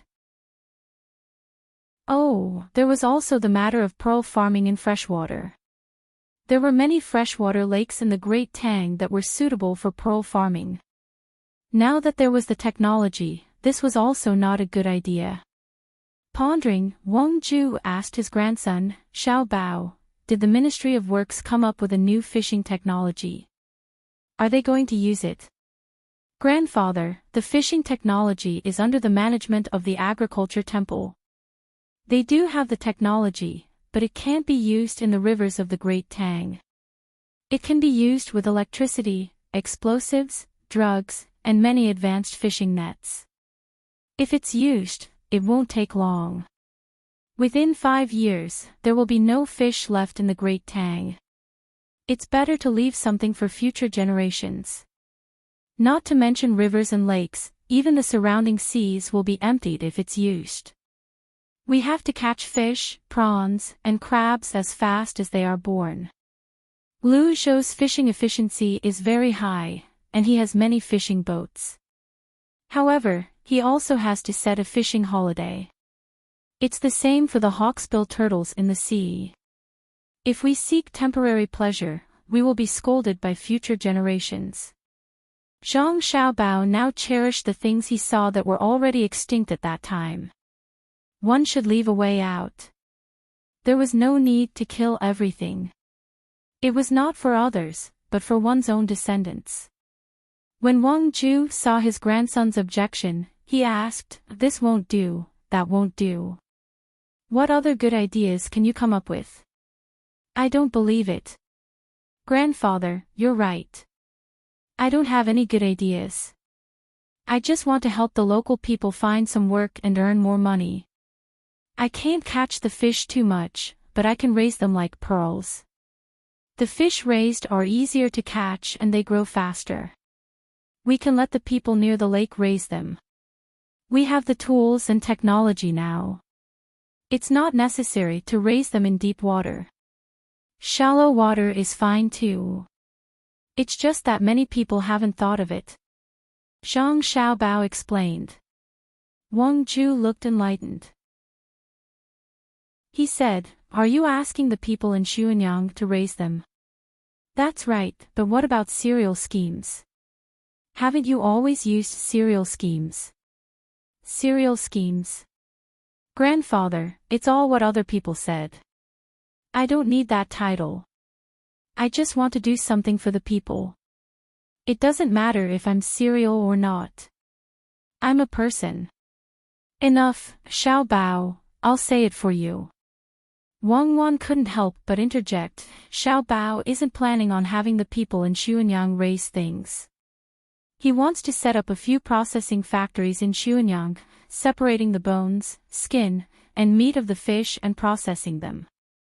The resulting products can be used in industry and agriculture. At the same time, there's also a place to research and process cosmetics. Freshwater farming can have pearls, seaweed, fish oil, and so on. In addition, the oil from the animals of Mount Lu, like snakes, can also be processed into things that are good for the body. He can use these things to drive the local industrial chain. At the same time, he can also help the surrounding areas with industries that are lacking. Besides processing, he can also collect and manage the medicinal herbs on the surface of the water." Wang Ju was confused, but Li Longji was dumbfounded. It really was extraordinary. He asked, "Anything else?" "Of course. When did Xiao Bao ever use cereal schemes?" Wang Wan proudly said. Chapter 1106. Wang Wan's pride came from the depths of her heart. Other people might have already assumed that Zhang Xiaobao should be like this, but she was well aware that Zhang Xiaobao had experienced far too many things, and his usual job was to figure out how to swindle others. If one wanted to swindle others, one had to first understand the situation of the place and the various factors involved. Otherwise, how could one succeed in swindling others? Others weren't fools. It could be said that any swindler who could swindle an official, if they calmed down and earnestly did their work, would be able to achieve some success. It was just that they found the return period to be too long and the investment too large. And even if Zhang Xiaobao didn't stand at the peak of this industry, he was still in existence at the very top of the organization that couldn't be ignored. In the past, he had done many bad things, and of course, he had also done many good things. But ever since he had followed her to the Great Tang, he had never used the methods he had in the past to target the common people of the Great Tang. This was a pride that belonged to her, and also a pride that belonged to both of them. On this journey, while she didn't dare say that everything she did was correct, she definitely had a clear conscience. While Wang Wan was in a state of pride, the others were anxious. Wang Ju had never imagined that his grandson would come up with such an idea. Feeling that it wasn't magnanimous enough, he impatiently asked, "Cuckoo, why is it a small workshop in the processing industry?"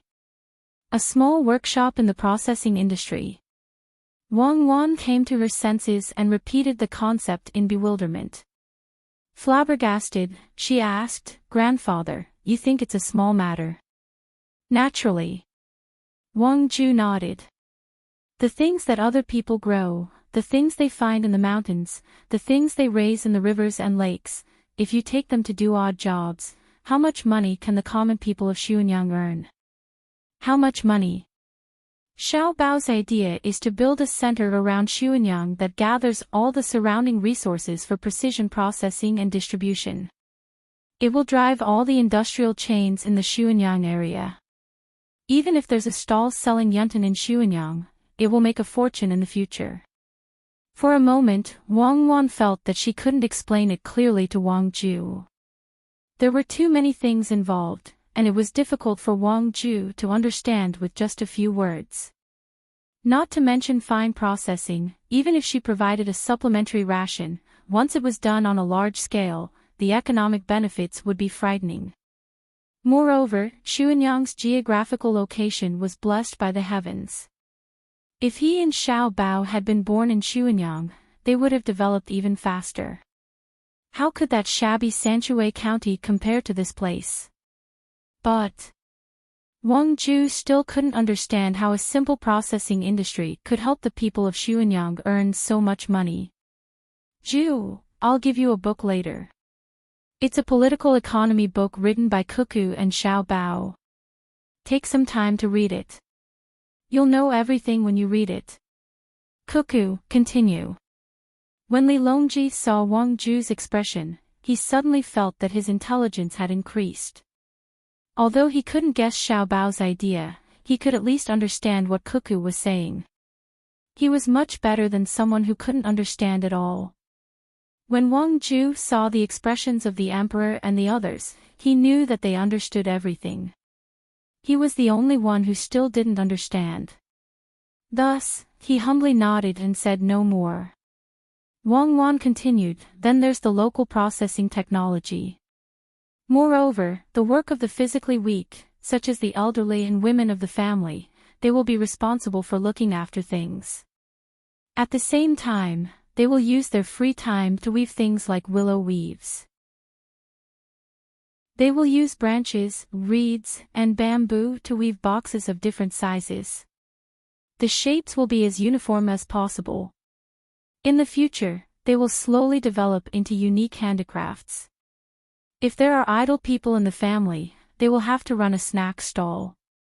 In the future, there will be more people coming and going from Xuanyang. The cost of running a restaurant will be too high, so it won't be easy to run. The snack stall will invest less, but the return will be faster. Cuckoo, isn't it like Hongnong County's Old Willow Village? When the time comes, Xiao Bao will come up with a good advertising slogan." Old Willow Village's slogan was thought of by Xiao Bei and the others. It's called "Grow a Doll of Your Own." What is Xuanyang? Wu Huifei followed along, appearing very engrossed in her thoughts. She thought that Wang Wan and Zhang Xiaobao were repeating Old Willow Village's idea. Wang Wan lightly shook her head. There's no need. Old Willow Village's development can be replicated, but Xuanyang doesn't need it. As long as Xuanyang does it, it will definitely make money. If the locals don't want to sell, others will force them to buy. This is because the railway passes through Xuanyang. I know that the railway passes through Xuanyang, but that's the work of transporting goods. Wang Ju also knew. I've asked around. The Great Tang has brought in quite a few people from other places, especially Japan. There are also aboriginals from overseas, as well as Kunlun slaves and so on. When the train passes by a river, the small river will use iron and cement to build a sturdy bridge. The large river will transfer to the ship, and the carriages will be transported over and reassembled. I heard that they also need to blow up mountains and dig ditches. Quite a few people will die. Very good, they won't use the people of my great Tang. Since they want to pass through Xuanyang, they probably need to sail on the river. Why don't they increase the number of people at the docks to help transport goods? From the south, it's impossible to transport all the goods to Luoyang and the capital. By the time they reach Xuanyang, the Yangtze River will require even more goods.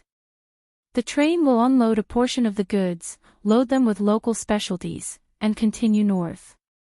I believe that increasing the labor force is better. As Wang Ju spoke, he gestured. He seemed to be imagining the scene of the Xuanyang docks bustling with people, constantly transporting goods. It was a scene of prosperity. Also, can they build a railway from the south to the north in a year? The journey is long, and there are many places with mountains and rivers. Can the Ministry of Works' technology really do it? Wang Ju once again began to have doubts about the railway. Wang Wan glanced at Zhang Xiaobao. Zhang Xiaobao took a deep breath and said, "To tell the truth, it can be built. But if 1 million people were to build the railway without any regard for the cost, I estimate that less than 10 or 20% of them would survive. In special circumstances, they would even need to increase the number of people. The Ministry of Works' technology is far from enough, so what should we do? When we reach the small river, we build the bridge. When we reach the large river, we blow up the mountain. No matter how many people die, even if we have to use human lives to fill in the gaps, we still have to build the railway. When the railway is finished, it can be said that every inch of railway is an inch of blood. When the two wheels turn, they truly go against the harmony of the heavens, but so what? Cuckoo and I will take it on ourselves. We have never thought that our hands would be stained with blood. So what if we get stained with it again?" Zhang Xiaobao looked at Wang Wan toward the end of his words. The two of them looked at each other and smiled. Their meaning was to let the history books scold them. They believed that the people of Great Tang would remember what happened. Whatever others say, let them say it. In any case, this was what they were going to do, and they could do whatever they wanted. Wang Wan said with a smile, "Yes, this road will be built. Normally, it would take more than 2 years according to the rules of a certain time in another place. But we will definitely finish it in 1 year. When there are too many lice, we don't mind being bitten, and when there are too many resentful ghosts, we are not afraid of being entangled. Whoever dares to stop us, Xiaobao and I will destroy gods and demons."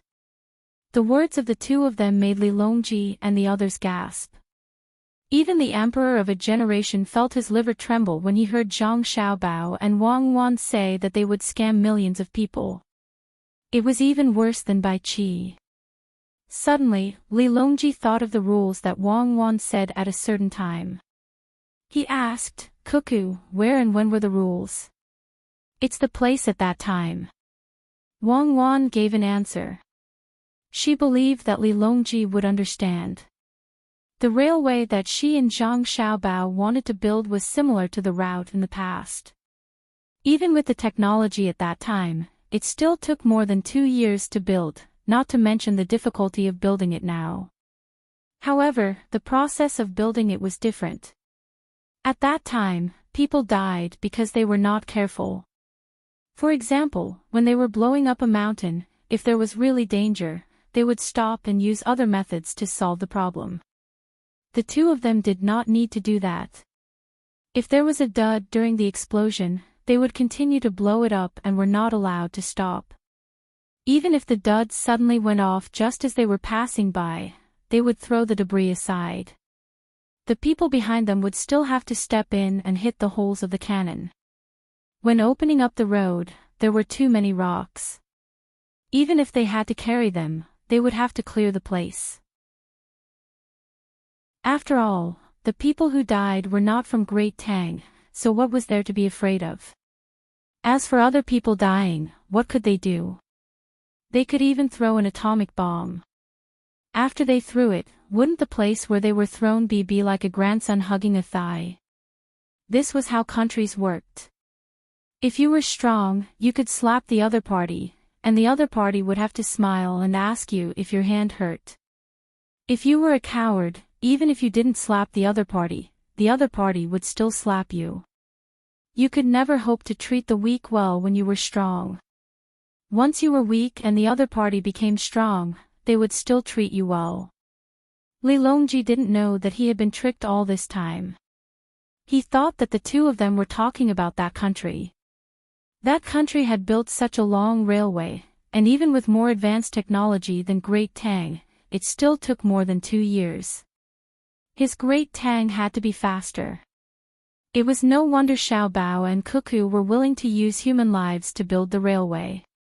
Right, even if their technology was inferior to others, they still had to have their own ability to do things. If that's the case, we will think of a way to find people to build the railway. However, if your clan is willing to fork out the money, we will give you other things. Who will be willing to use them? Li Longji hardened his confidence, but he was also worried that he didn't have enough money. He couldn't possibly return the money after the other party took out the money, so he could only offer other benefits.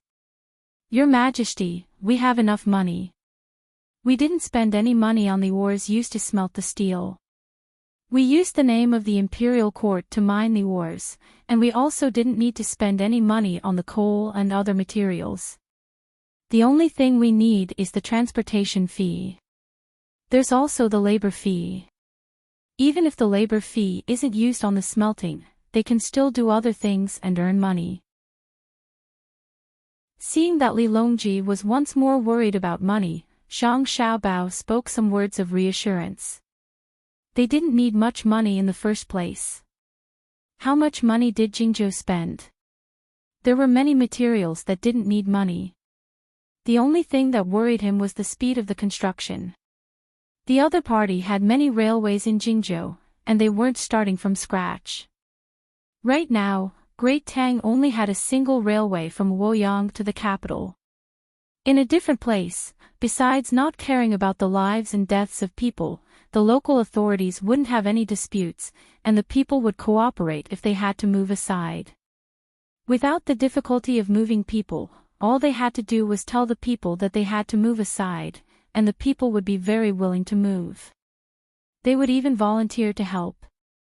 Thinking of the advantages and disadvantages of the present and the past, Zhang Xiaobao said to Wang Wan, "If we're building the railway, the people of Great Tang can help with some of the less dangerous work, such as transporting the stones or carrying wood from other places.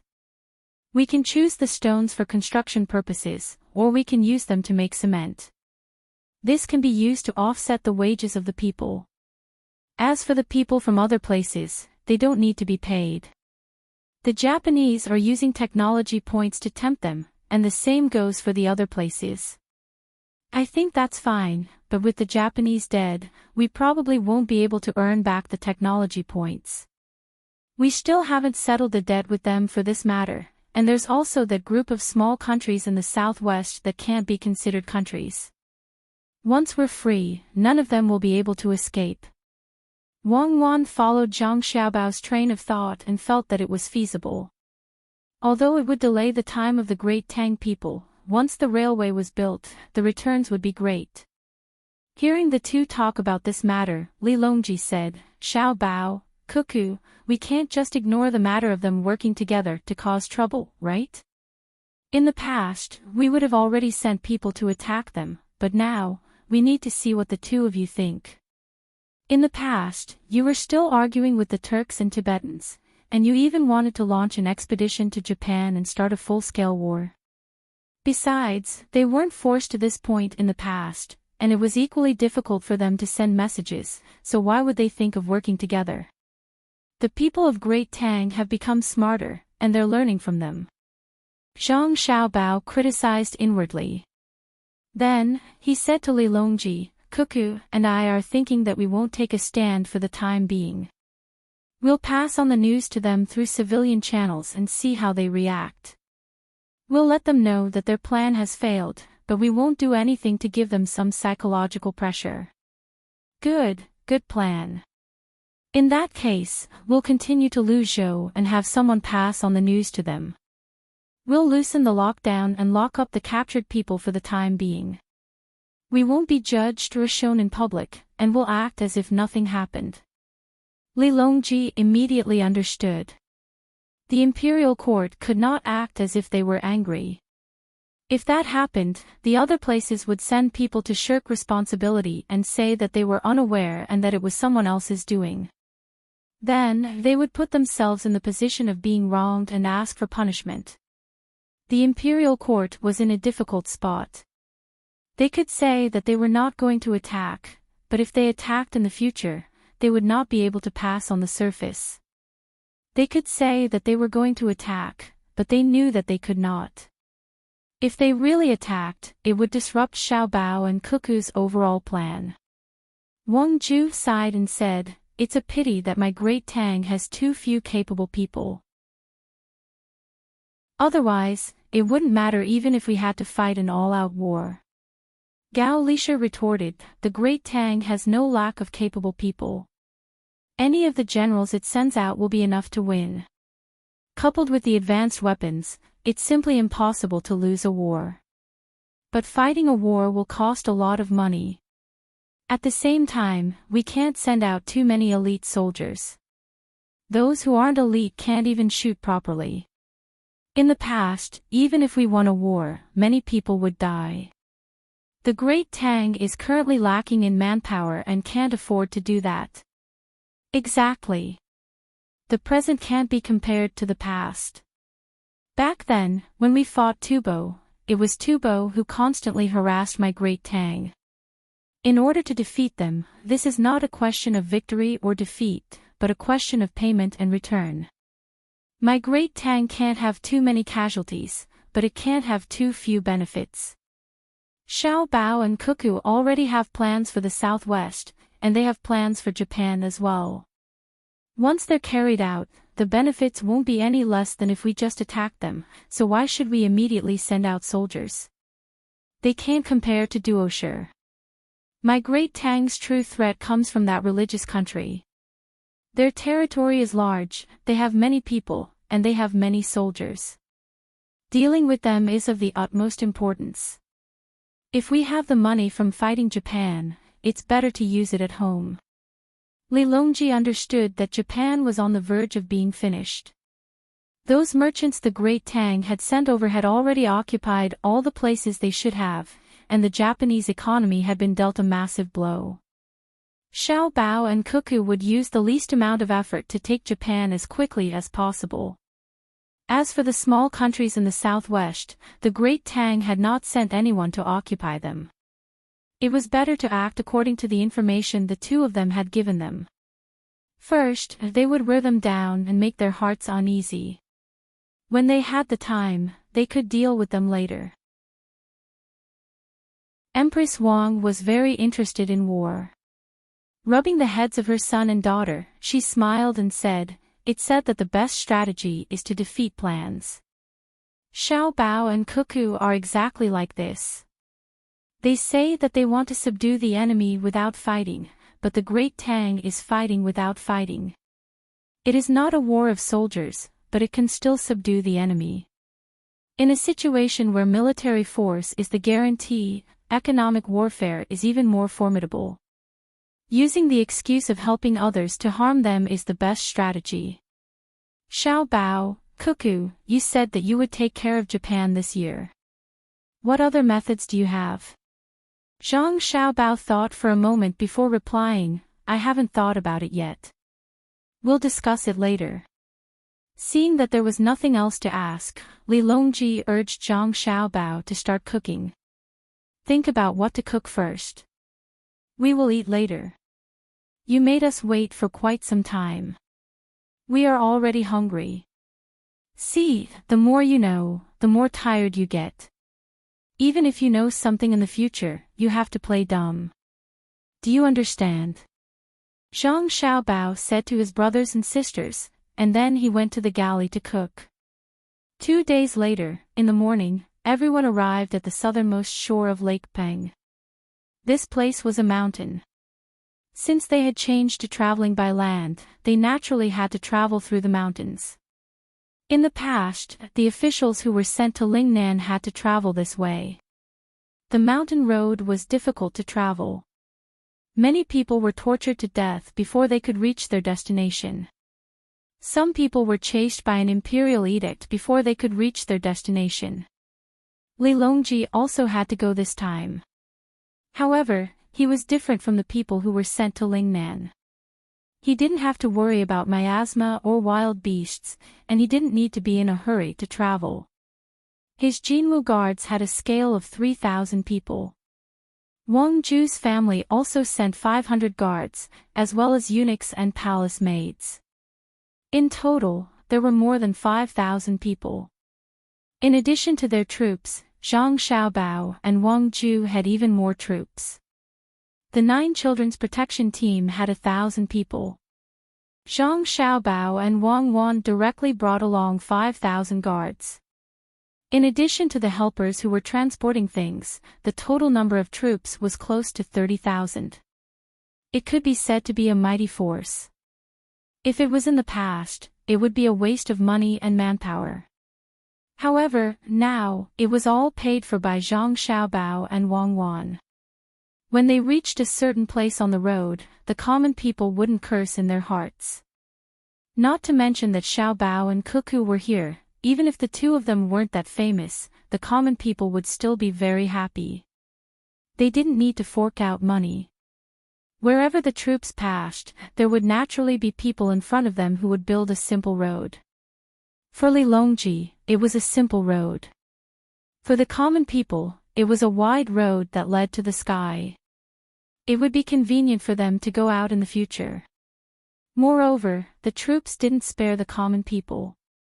On the contrary, the common people would harass the troops.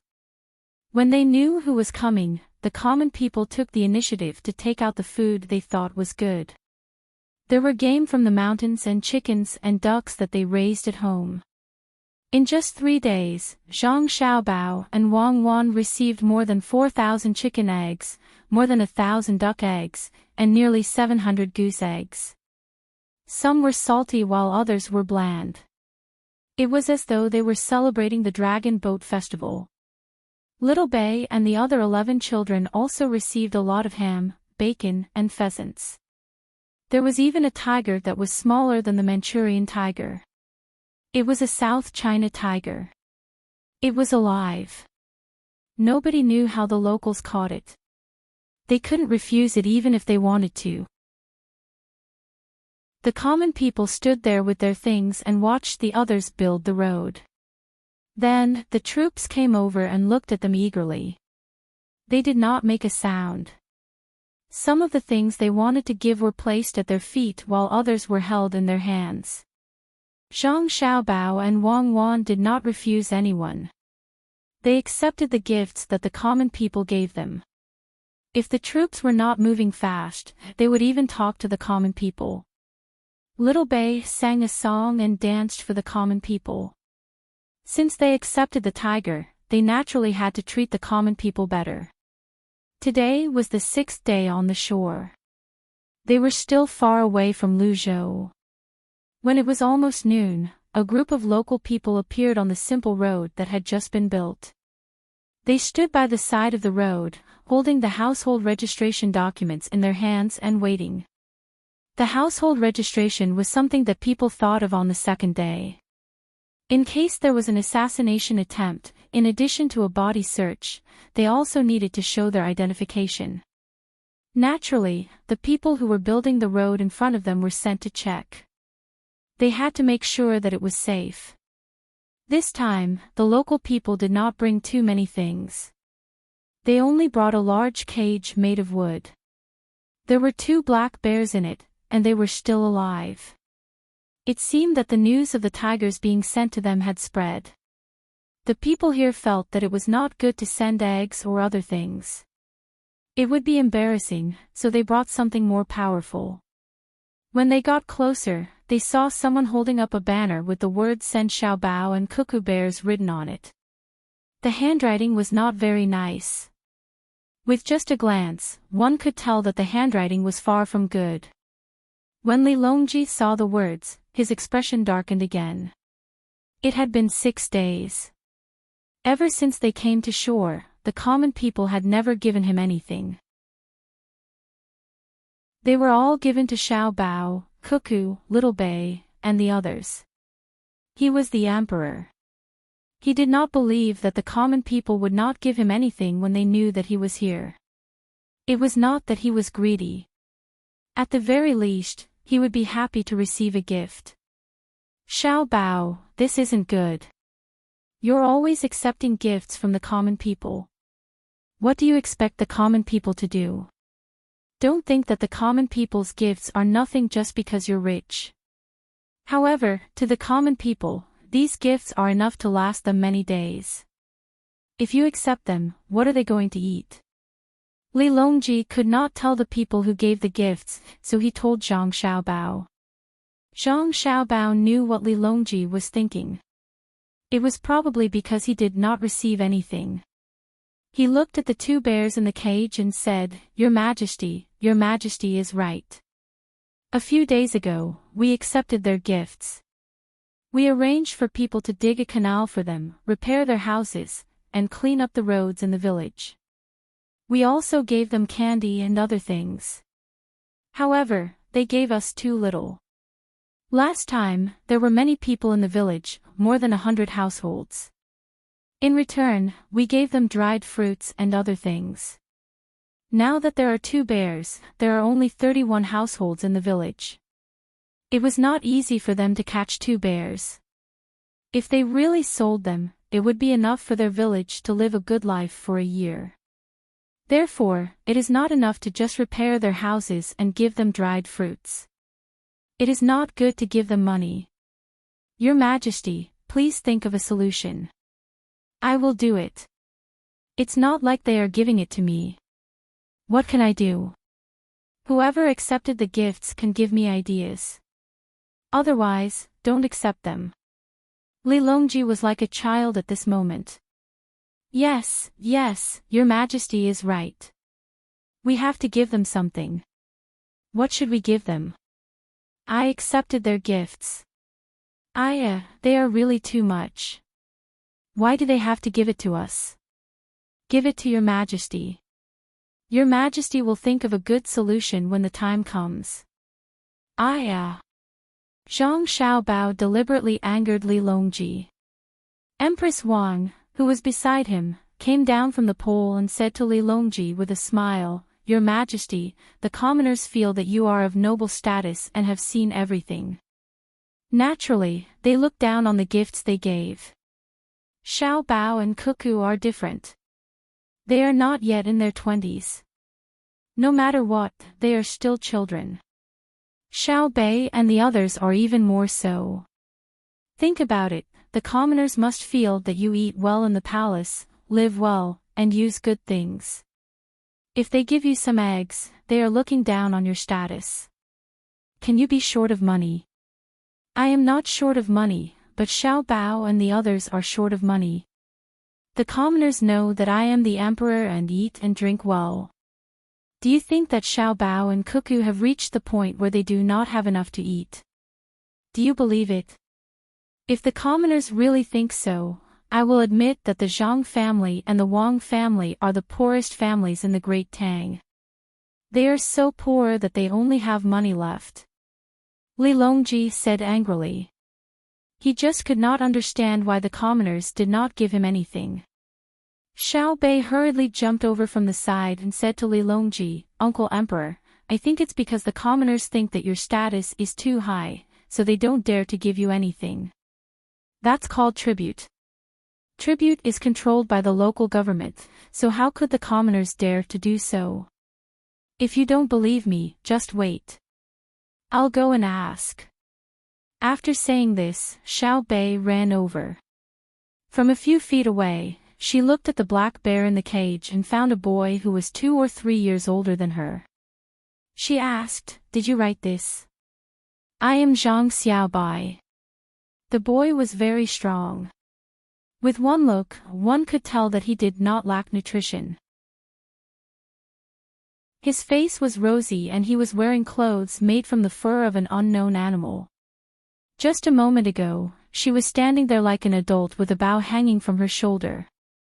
When she saw Xiao Bei and heard Xiao Bei's voice, she immediately became bashful. Her face turned even redder. She lowered her head and softly hummed in reply. The adult beside him was anxious. Xiao Bei is talking to you. Can't you say a few words?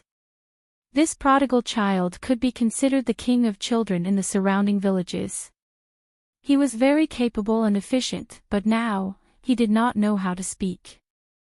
Xiao Bei seemed to have seen this kind of thing many times and did not care. She continued to talk to the boy. Your handwriting is very good. Uncle Emperor even praised you just now. He said that it would be better if you wrote a few words for him. Do you want to write? Say something, write. I will have someone bring you the 4 treasures of the study. If you don't write, I will go back. Write. The boy's face was flushed red. He finally squeezed out a word from the gaps of his teeth. Wait, I will go back and get it. Xiao Bei turned around and ran away. She found someone and asked for something.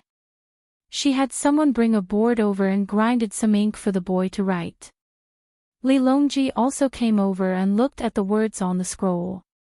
He nodded his head against his will to express his appreciation.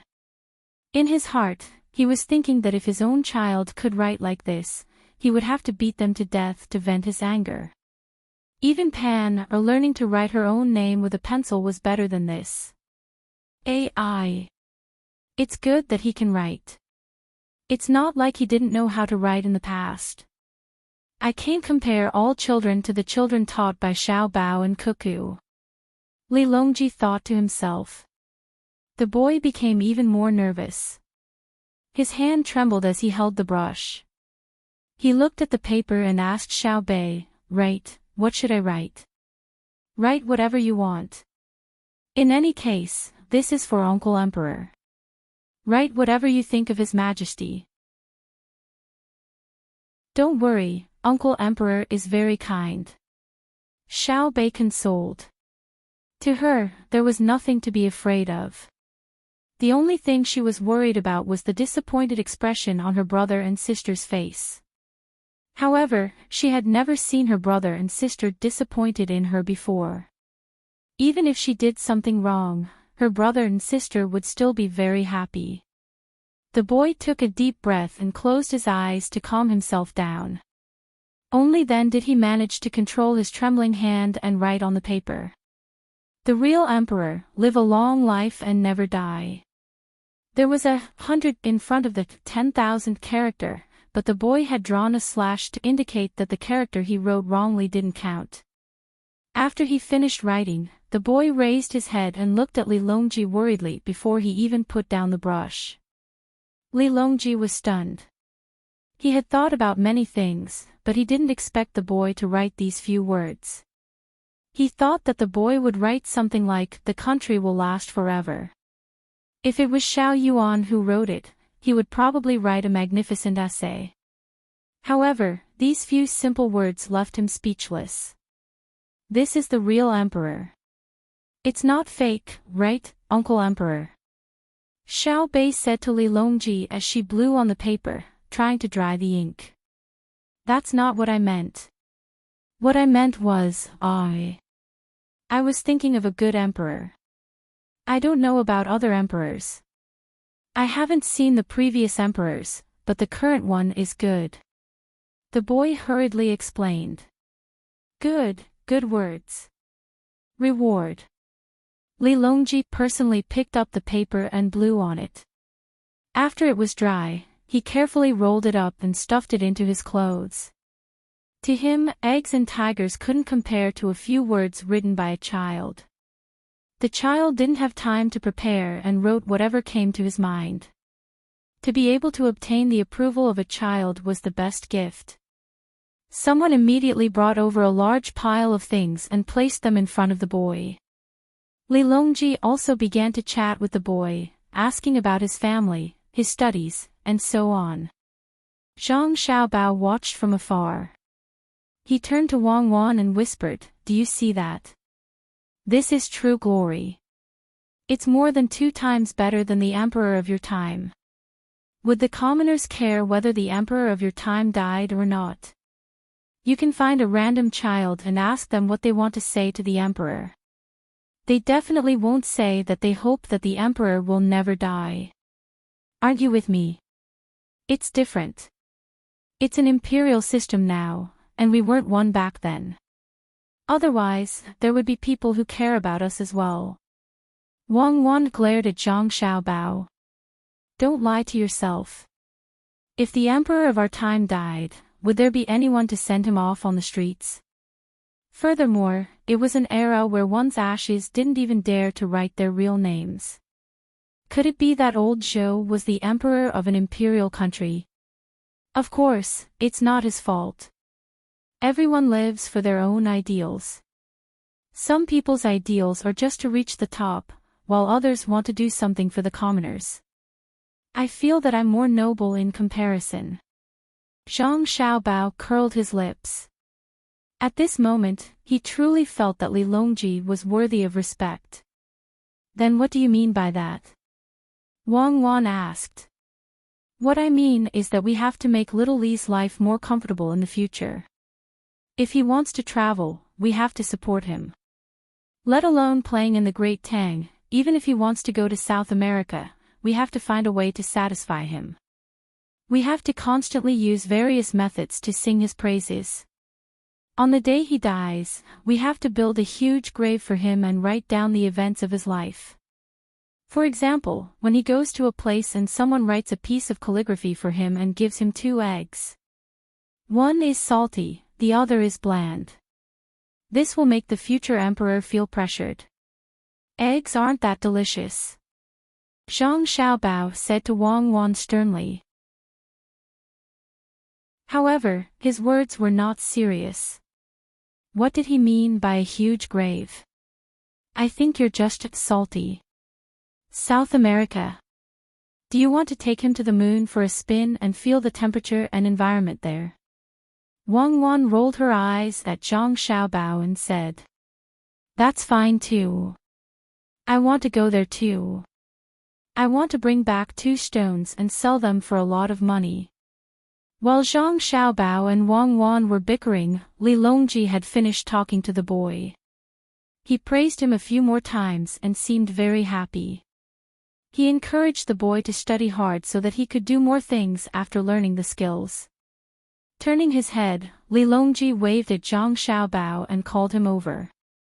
With a teaching look, he said, "Military Commander Zhang, you have accepted other people's things. You should at least show some appreciation. I've accepted it and rewarded it. What about you? Using you to be a good person." Zhang Xiaobao muttered in his heart. However, on the surface, he said respectfully, "Yes, Your Majesty, this subject understands. These 2 bears are very rare. This subject will definitely take good care of them. Right now, this subject is penniless and only has a small portion of corn. I plan to make popcorn for Patrol Inspector Zhang. Why don't I take it out and make popcorn for them? Your Majesty, what do you think? This subject is very comforted. Quickly go and get it." Li Longji ordered sternly. "Yes, this subject will go and get it right away." Zhang Xiaobao went back to look for the corn. "Your Majesty, we don't want any benefits. We are willing to give them to Xiaobao and Cuckoo." The boy's father said to Li Longji embarrassedly. He didn't care at all that the 2 of them were putting on a show. Who in Great Tang didn't know what was going on between the emperor, Xiaobao, and Cuckoo? Therefore, he directly called Zhang Xiaobao, and Cuckoo instead of Military Commander Zhang. It seemed too distant. Li Longji was depressed. He had put on a show for nothing. Seeing that the other party didn't seem to want it, he lowered his voice and said, "How could Xiao Bao give you popcorn? That thing is gone after you eat it." Xiao Bao only said that he was giving you some corn seeds. You can find a place to plant them. When they mature, there will be more seeds. You can plant them yourself or sell them.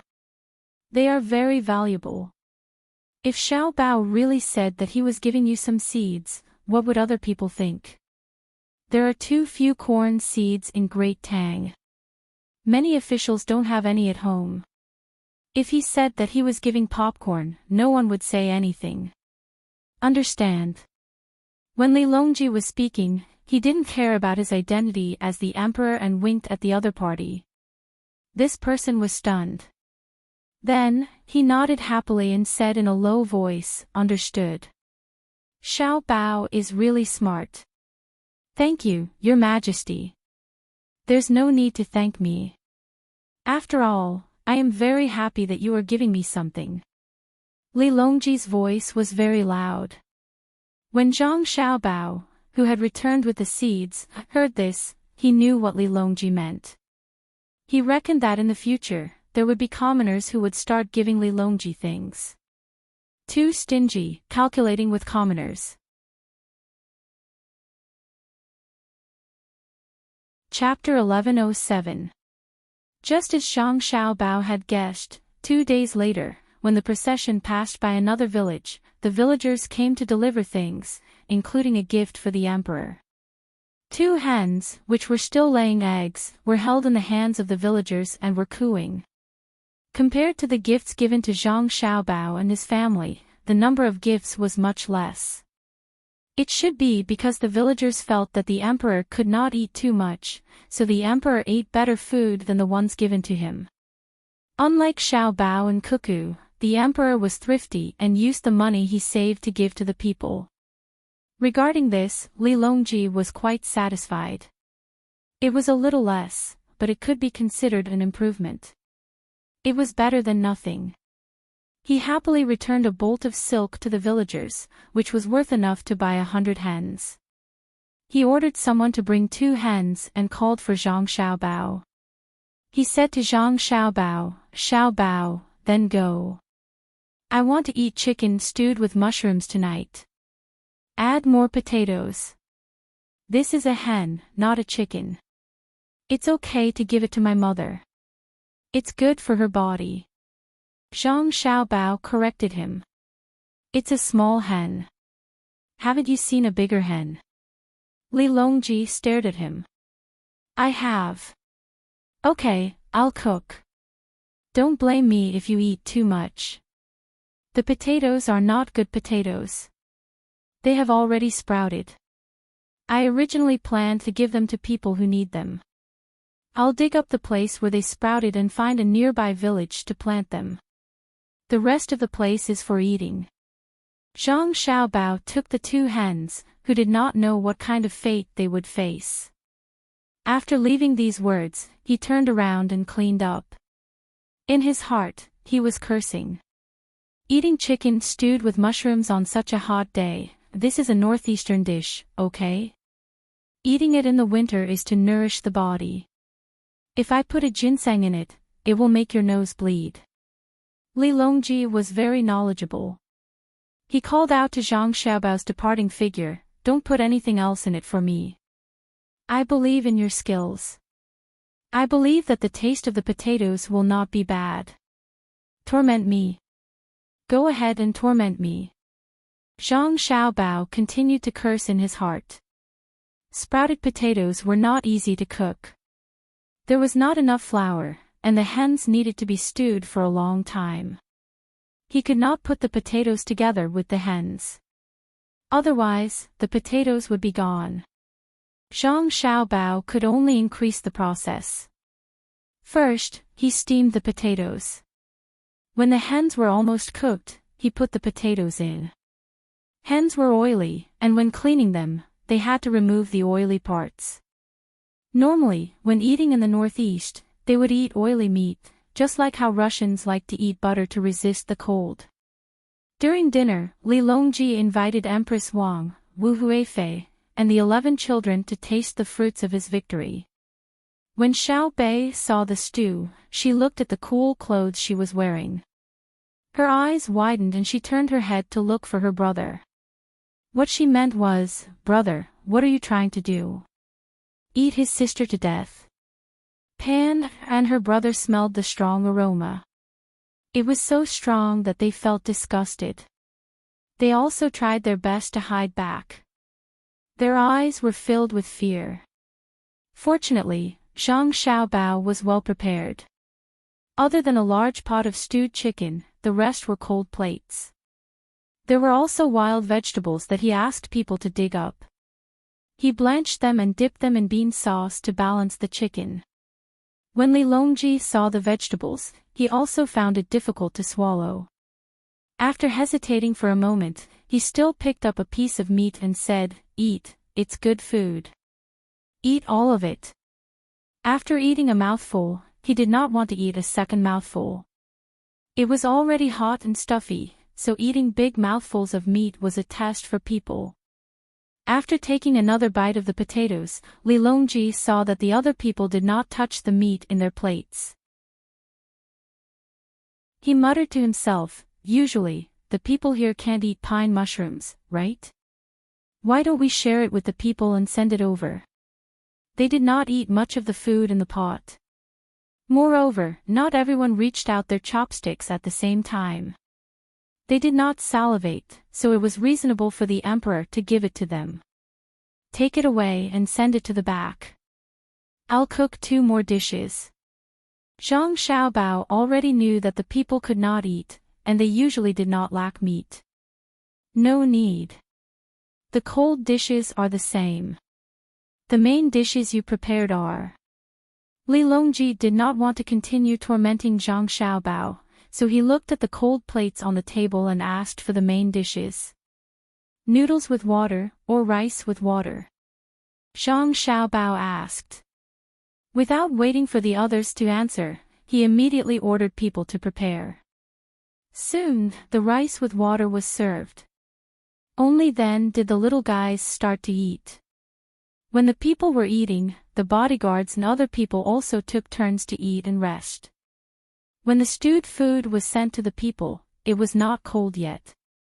The people were not giving it away, but taking the opportunity to repair the road. The road Li Longji walked on was a simple road built by the construction team in front. The quality was not up to standard.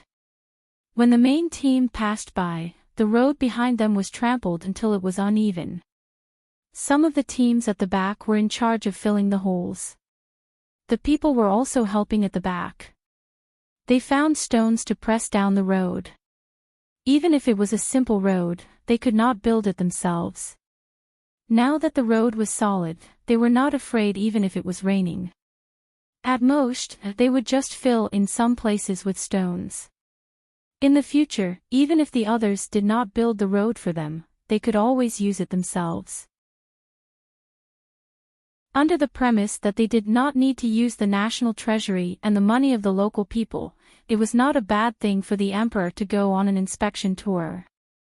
After dinner, Zhang Xiaobao, who was guarding the ice basin and planning to discuss matters with Wang Wan, received a message from Hangzhou. It was a message from his mother, the Jiang Wang clan. The message seemed ordinary. It only asked about the children's journey and how their father was doing. However, Zhang Xiaobao understood what his mother was trying to say when he read the last part of the message. The last sentence was that when they arrived at Luzhou, he should help them greet the people of Luzhou. It would be best if he could draw the scenery and bring it back to look at. "Wife, I have something to tell you," Zhang Xiaobao put down the message and said to Wang Wan, who was looking at him. Wang Wan did not listen to Zhang Xiaobao. She snatched the paper and quickly skimmed through it. Then, she said, "You don't have to say anything. My mother and your mother want to go to Luzhou. If they want to go, just go. Why do you have to ask? Who can control them? I guess they're afraid of affecting us." Apart from parents who abuse their children and even kill them, all parents in the world are the same. I don't mean if they want to go or not. I mean how they want to go. Zhang Xiaobao tapped his face with his finger. Wang Wan had not seen Zhang Xiaobao do this for a long time. Only when he was scheming against others would Zhang Xiaobao do this habitual action. What are you trying to do? Our mothers are going to Luzhou. Are you going to scheme against them too? I'm not scheming against them. I'm scheming against others. Think about it. Our mother can't travel by land like us. She has to take a boat. It's faster and more stable than the current road conditions. However, Wang Wan did not give Zhang Xiaobao a chance to show off. She asked directly, don't just come and go like that. If you have something to say, say it. Let's take a boat. What are you going to do? Zhang Xiaobao choked on his words. He cleared his throat and said, I'm not going to use them. I'm going to protect them. Our mother and the others are going to take a boat. No matter how stable it is, there's a possibility that something might go wrong. I won't be at ease if I don't send someone to protect them. Wang Wan did not say anything. She lowered her head and continued reading the information on the paper.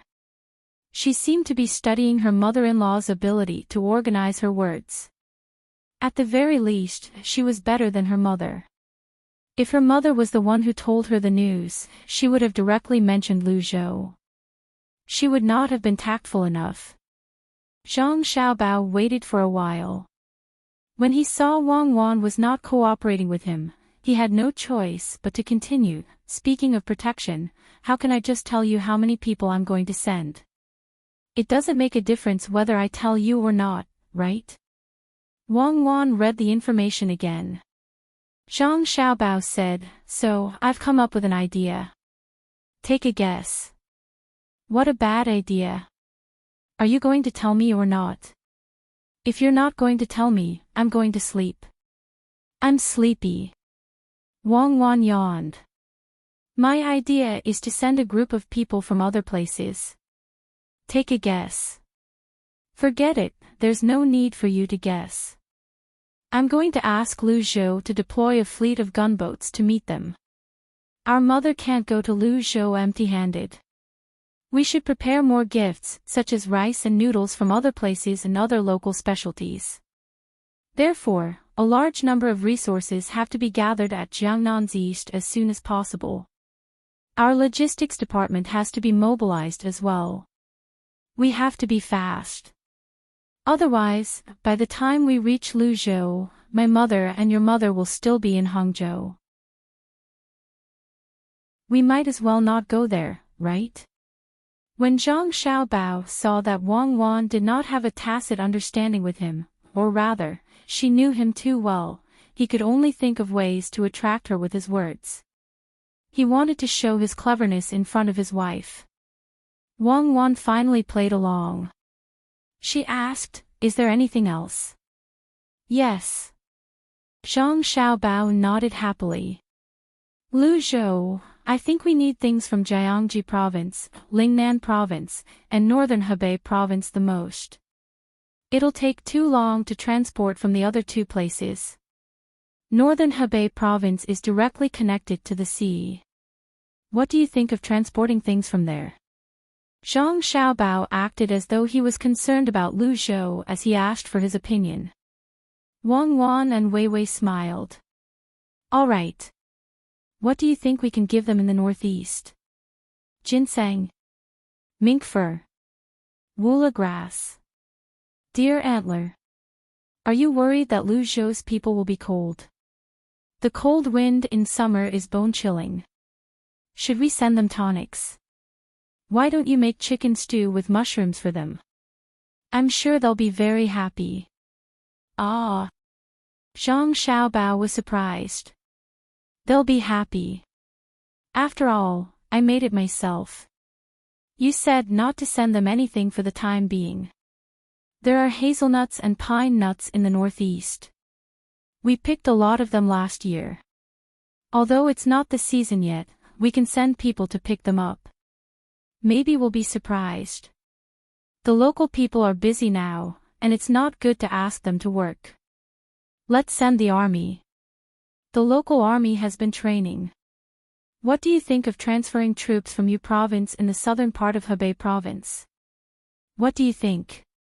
Gather some large transport ships in Hunan province and prepare some goods. When the time comes, we can ship them together. Maybe we can earn back the money we spent. Also, tell the Japanese that we won't borrow the steam engine-armed ships we rented to them for the time being. They can help protect the transport team at sea. What do you think? Wang Wan finally heard something wrong in Zhang Xiaobao's words. She asked in surprise, "Do you really plan to do that? Do you want to transfer tens of thousands of soldiers from Tubo's army to Hunan province, which is Shandong province, and say that it's a cross-regional joint training exercise? Don't do that. I really plan to help Mother travel and give Lu Zhou some benefits." "Don't get me wrong," Zhang Xiaobao said seriously. "I don't believe you. I didn't get you wrong, but you want to make others misunderstand. You want to kill two birds with one stone, don't you? No wonder you did that little trick just now. It turns out that you want to take advantage of our mother's trip. If my mother knows about it, she'll definitely hate you. What kind of son-in-law are you talking about?"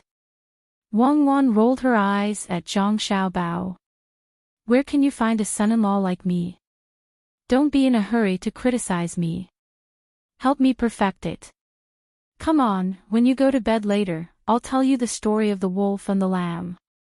Zhang Xiaobao said without blushing.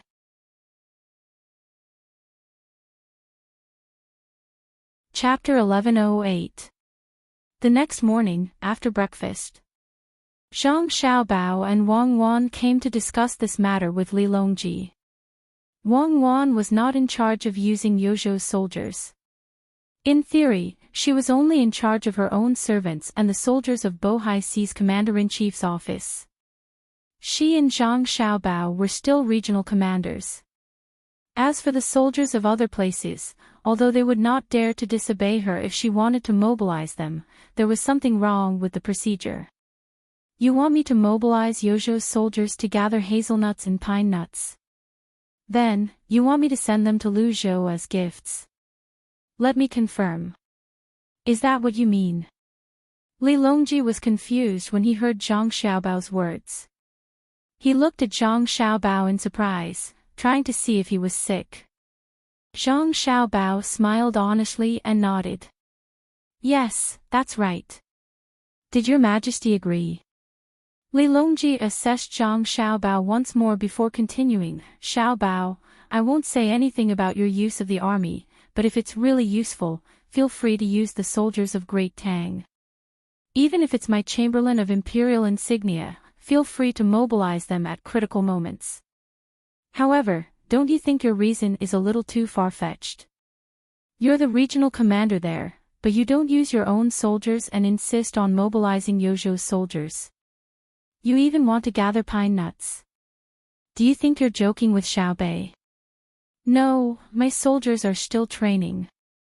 Some are training in mountain warfare, some are training in naval warfare, and some are training in building fortifications. I can't spare any manpower, so I asked my brothers to help. I don't need too many, just 20,000 people will be enough. Just think of it as providing training for my brothers. They don't need to bring too many things. They just need to prepare their rations and weapons. It can be said that they're traveling light. When the time comes, I'll reimburse them for their rations." Zhang Xiaobao said as he gestured as if he was carrying a military backpack on his back. He meant that it would take less than 1 month for them to arrive at his place from Yuzhou province without weapons and only food. Li Longji didn't immediately tell Zhang Xiaobao whether he agreed or not. Instead, he looked at Wang Wan, who was sitting beside Zhang Xiaobao. He saw Wang Wan sitting there like a soldier. But why did he look like he was trying not to laugh? Li Longji gently rubbed his temples to make sure that he wasn't hallucinating. Only then did he look at Wang Ju, who had also finished her meal and came over to chat. Ju, do you know about pine nuts and hazelnuts? I know. The Bohai Commander-in-Chief's mansion in the north of Hebei province has good pine nuts. After last autumn, before the new year, Xiao Bao's family sent me a lot of pine nuts. I remember that there was a carriage with 2 horses. My family members and maids were tired of eating them. My tongue hurt after eating too much. Wang Ju recalled for a while and revealed a satisfied expression when talking about last year. Although they weren't as close as now, the Zhang family didn't lack etiquette. Moreover, not everyone could eat pine nuts in the north of Hebei province. Before her grandson went there, she only got a little bit each year as a tribute. It was not that the yield was low, but that the imperial court used to have poor control over that area. It was full of tribes and tribes. Besides, the road was difficult and there were many wild animals. Therefore, she couldn't get more pine nuts. Now, there were not many mountain goods and pine nuts coming out of that area each year, which were almost sky-high in price. Thinking about it, a satisfied smile appeared on Wang Ju's face. Li Longji gently shook his head again as he looked at Wang Ju and asked, "Do you know why pine nuts and hazelnuts have been less since spring?" "Ah. Less? Oh, they're only harvested in autumn." "Don't you know, Your Majesty?" Wang Ju seemed to have thought of something, but she did not say it out loud. "I'm smarter than you. They're only harvested in autumn. What's the point of sending soldiers there now? 20,000 soldiers to cut down pine trees, transport them to Luzhou, and plant them at the seaside. When autumn comes, we'll show the children of Luzhou how pine nuts grow." Li Longji glared at Zhang Xiaobao as he spoke to Wang Ju. Wang Ju hastily chimed in, "You're right, Your Majesty. It's not the right time to cut down trees. Even if we cut them down and plant them at the seaside, I don't think they'll fit in with the local customs. Think about it, Your Majesty. There are coconuts, the coffee that Cuckoo used to plant, and kapok there. If we plant a bunch of pine trees at the seaside, people will be puzzled and confused. Moreover, it's hot there, and there's a lot of oil on the pine trees. The oil will keep flowing down, right? Have you become stupid as well?" Li Longji said as he looked at Wang Ju. Then, he was amused. Perhaps, he was angered. "You're saying the same thing when I'm talking about pine trees. Can the pine trees survive there? What I'm asking is, if the season isn't right, why are they harvesting pine nuts? They're even mobilizing soldiers from Yuzhou. Are they rebelling? Tell me, are you and Cuckoo rebelling?" Li Longji asked Zhang Xiaobao again. Zhang Xiaobao shook his head solemnly. "No, we're not rebelling. Your Majesty, you don't know this. Although the season isn't right now, there are pine nuts on the ground that weren't eaten by the squirrels last year. If we go there and pick them up, we can still eat them." "Oh." Li Longji stared at Zhang Xiaobao and pretended to be enlightened. He chuckled and said, "Good, it's good that you're not rebelling. Go ahead, I agree. You'll be in charge of the money for the provisions. Let them pick up more pine nuts. I'll also taste the pine nuts that fall on the ground." "Thank you, Your Majesty." This subject estimates that the taste is not much different from the ones that didn't fall from the trees. Even if they're contaminated with the earth's air, we might be able to pick 1,000-year-old ginseng and send it to Your Majesty. Zhang Xiaobao replied with a smile. "Okay, we will wait. 20,000 people. We'll just treat it as training. Let's set out. We have to travel a bit more today. Based on the census distribution of the Great Tang, it will be 2 days before we see any signs of human habitation.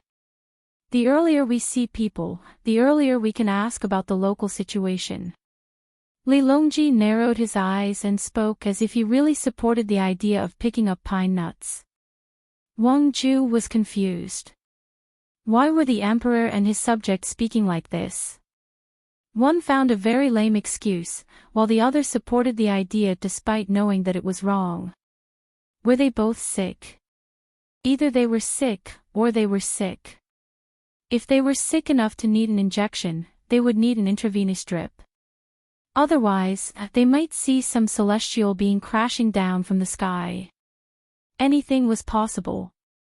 With Li Longji's order to go, the entire group began to slowly move, and then they began to pick up speed. Li Longji sat on the pole, a leisurely expression on his face. It was as if he was no longer worried about the complaints of the Yuzhou soldiers. Other than Zhang Xiaobao and Wang Wan, the others were also carried away. Without the common people, they wouldn't get down and walk. After walking for an hour, Empress Wang heard someone mention this matter. She called Zhang Xiaobao and Wang Wan over and asked them to walk beside her. She turned around and asked, Xiaobao, what are you and Cuckoo playing at? You're actually mobilizing soldiers for no reason. Although this isn't the era of feudal vassals, you can't let the Yuzhou soldiers think that you're playing with fire beacons. Morale is important, so you should at least tell them what you're planning. Before Zhang Xiaobao could reply, Li Longji said, there's no need to ask. If they want to play with the feudal vassals, then let them. Let alone mobilizing 20,000 soldiers, even if they ordered the entire Great Tang's beacon towers to be lit, we would still agree. What's the big deal about picking up pine nuts? Even if they transferred the soldiers of Gongji province to Lingnan province and asked them to build snowmen, we wouldn't refuse. What's there to be afraid of? As Li Longji spoke, he even raised his chin at Zhang Xiaobao, clearly implying that if I don't ask you, you think I'll be curious. I'll just take your words for real. Zhang Xiaobao raised his thumb to show that you're awesome, and Li Longji raised his chin even higher. Seeing the appearance of the two, Empress Wang shook her head helplessly. Then, she turned to Wang Wan and said, Cuckoo, tell your mother what's going on. She was Wang Wan's adoptive mother, but she had never mentioned the word "e." Wang Wan smiled and replied, it's nothing much. We're just letting them wander around. There are a few places in the mountains where there are many wild beasts, and it wasn't easy for a small group of people to gather there. A few days ago, we asked our local troops to clean up the wild beasts so that they could live a peaceful life. After our troops went there, we drove away and cleaned up a portion of the wild beasts, but to us, it wasn't very useful. It was better to train the troops and waste time. Yuzhou is relatively close to our area, and it's also very important. The local soldiers there have already lost a lot of killing. Since we can't use people to train the troops, we'll have them go further north. One is to help the local soldiers hunt wild beasts, and the other is to train their physical strength. At the same time, they can find problems during the march and correct them in time. After Xiaobao and I set out, there might be some empty areas in our army, and the troops in the various regions will have to enter a state of combat readiness. Wang Wan didn't say anything about picking pine nuts. Unless it was to deceive people who didn't have common sense, this was something that she had considered when she helped Zhang Xiaobao fill in the blanks last night. She wanted to make use of this opportunity to mobilize the soldiers of Great Tang and try to familiarize them with the surroundings. In the future, if the two of them were to go out and someone wanted to cause trouble, they would be able to send soldiers from the vicinity. The more familiar the nearby soldiers were with the surroundings, the more advantageous it would be for the battle. Empress Wang nodded. Although she still had doubts in her heart, she didn't ask anymore. Instead, she signaled for Wang Wan to sit on the pole she was sitting on. Wang Wan looked at the person who lifted the pole and shook her head. Then, she walked nearby and talked about other things. Zhang Xiaobao still had things to do, and he didn't want to listen to his wife and Empress Wang talk about clothes. Thus, he walked to Li Longji's side and followed them. He also had a pole to sit on, but he had never sat on one before. It was tiring to be carried by others, but he didn't need to. His walking speed wasn't fast either, so he took it as a form of training. Walking beside Li Longji, Zhang Xiaobao didn't idle around. Occasionally, he would see some plants by the side of the road, and he would run over to dig them up or pluck them. Then, he would return to Li Longji's side and introduce the characteristics and uses of those plants to him. He even caught a hedgehog and explained the differences between the hedgehogs here and those in the capital to Li Longji. Then, he got someone to give it to his younger brothers and sisters who were sleeping on the poles after eating. He spoke for a full 2 hours, and there wasn't a single repetition. It was as though Zhang Xiaobao could continue talking for several days and nights. Li Longji was worried about the purpose of Zhang Xiaobao and Wang Wan's mobilization of troops, but he endured it and listened to Zhang Xiaobao's incessant explanation. He also put on a curious expression and cooperated. He really didn't know much about the things that they passed by. He only knew a little about the things that could be used as tributes. Are you thirsty? Do you need me to send people to Tubo to get you some snow water from the snowy mountains? You can use it to make tea. I can transfer 50,000 people over to help you deliver the tea. What do you think? Li Longji listened to Zhang Xiaobao's incessant explanation and pointed to the northwest as he joked. Zhang Xiaobao spat out a piece of grass that had a sour taste in his mouth and replied, "We can't go to Tubo. Tubo's soldiers are still used to scare people. Not to mention the long journey here, people will think that we are afraid. Since your Majesty mentioned the mobilization of troops, I have an idea. There are oranges in Shannon East Circuit that were plucked last autumn. They've been preserved using a special method, and they haven't gone bad even now. Why don't we transport more and send them to Huainan East Circuit? We'll send about 10,000 soldiers there. When the time comes, we'll send them to Luzhou as well. Luzhou doesn't have oranges. Can't we just transport them from Huainan East Circuit? Luzhou doesn't lack fruits. 10,000 soldiers. Send oranges. All right, I agree." Li Longji asked a few more times, but he did not say anything else. He nodded and agreed.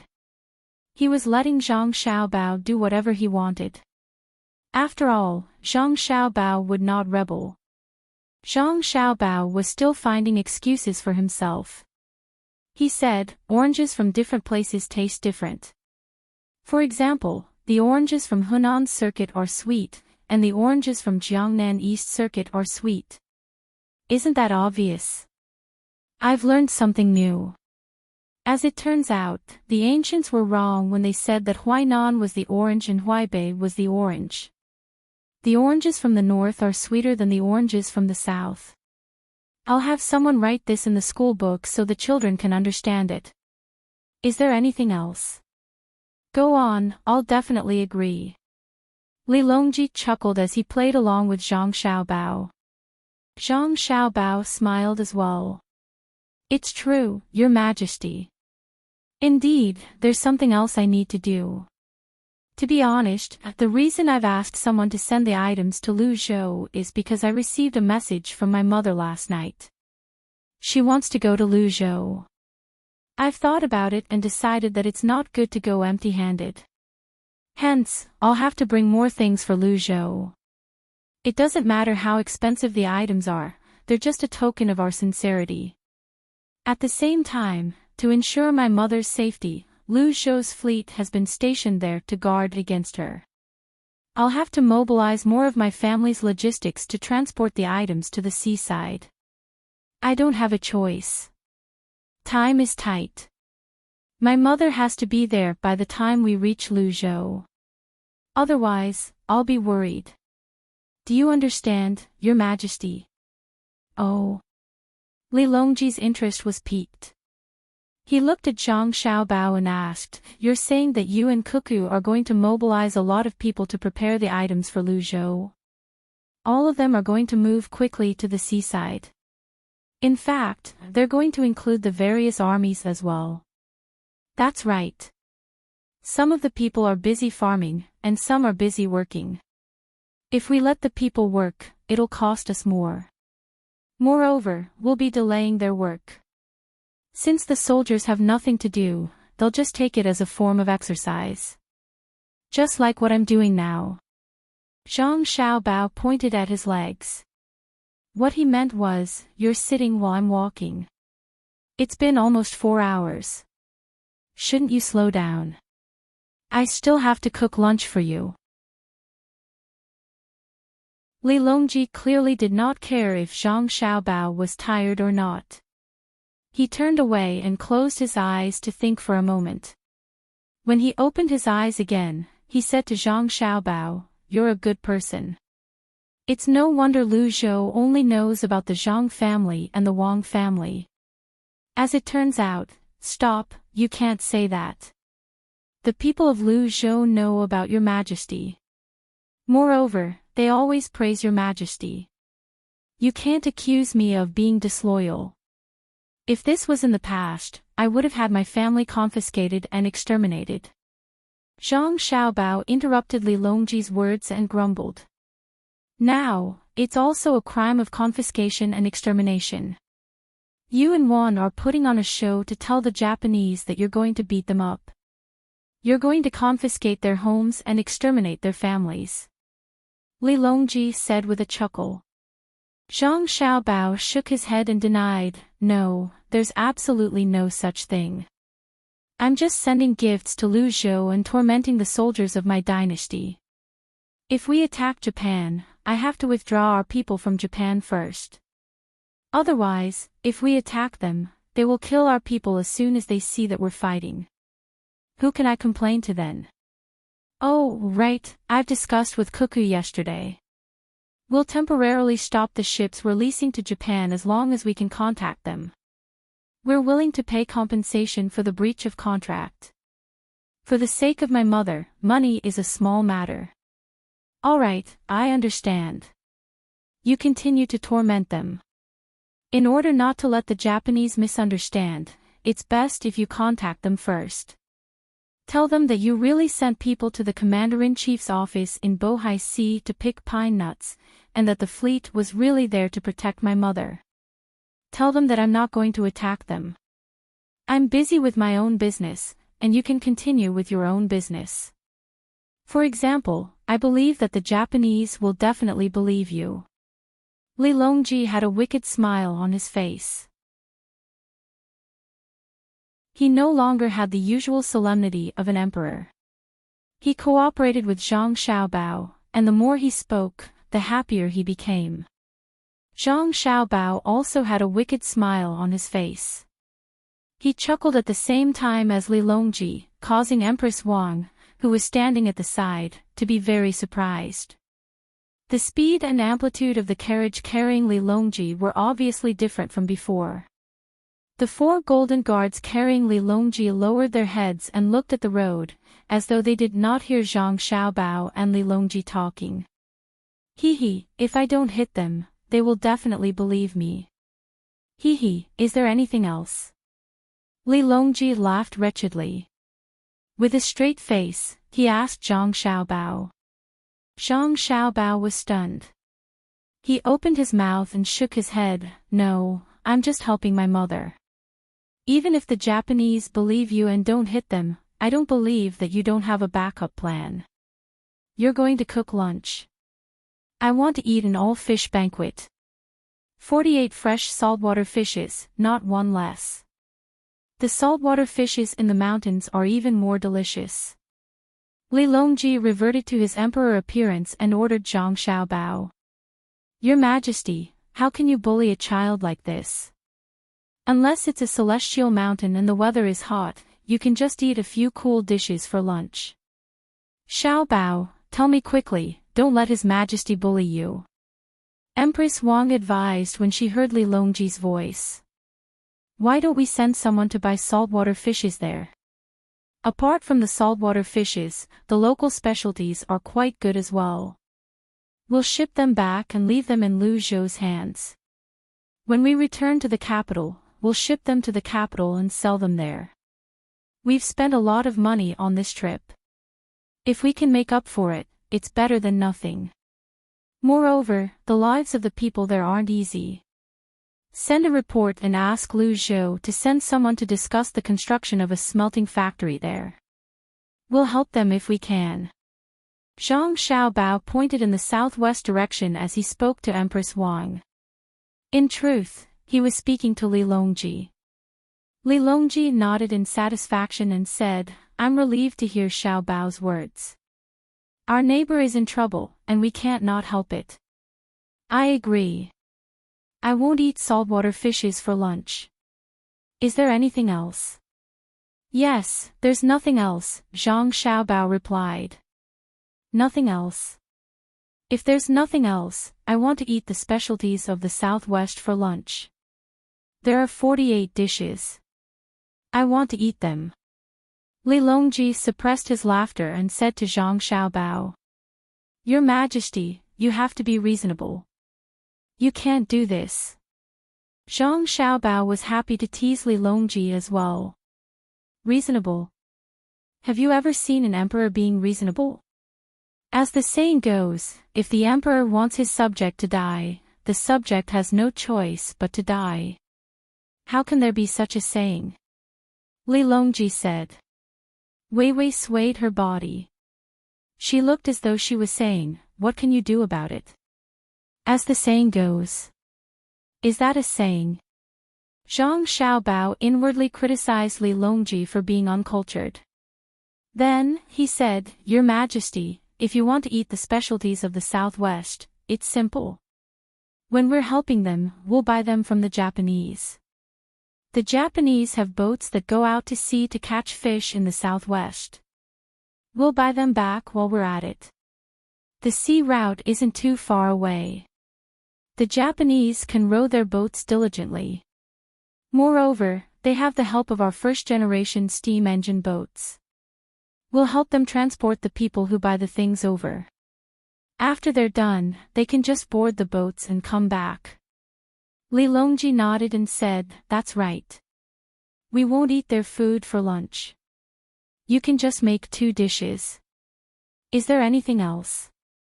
Is that really it? Why don't you eat mine for lunch? I think my meat tastes good. Zhang Xiaobao shook his head. He had a look on his face that said, I won't say anything even if you beat me to death. Forget it. That's all for now. We'll talk about dinner later. I need to think about it. Who knows, I might be able to figure it out on my own. Li Longji felt that he could not ask everything. If he did, he would seem too stupid. It was better for him to follow Xiaobao and Cuckoo's train of thought. If he could figure it out, it would be his own ability. Li Longji and the others had a pleasant journey.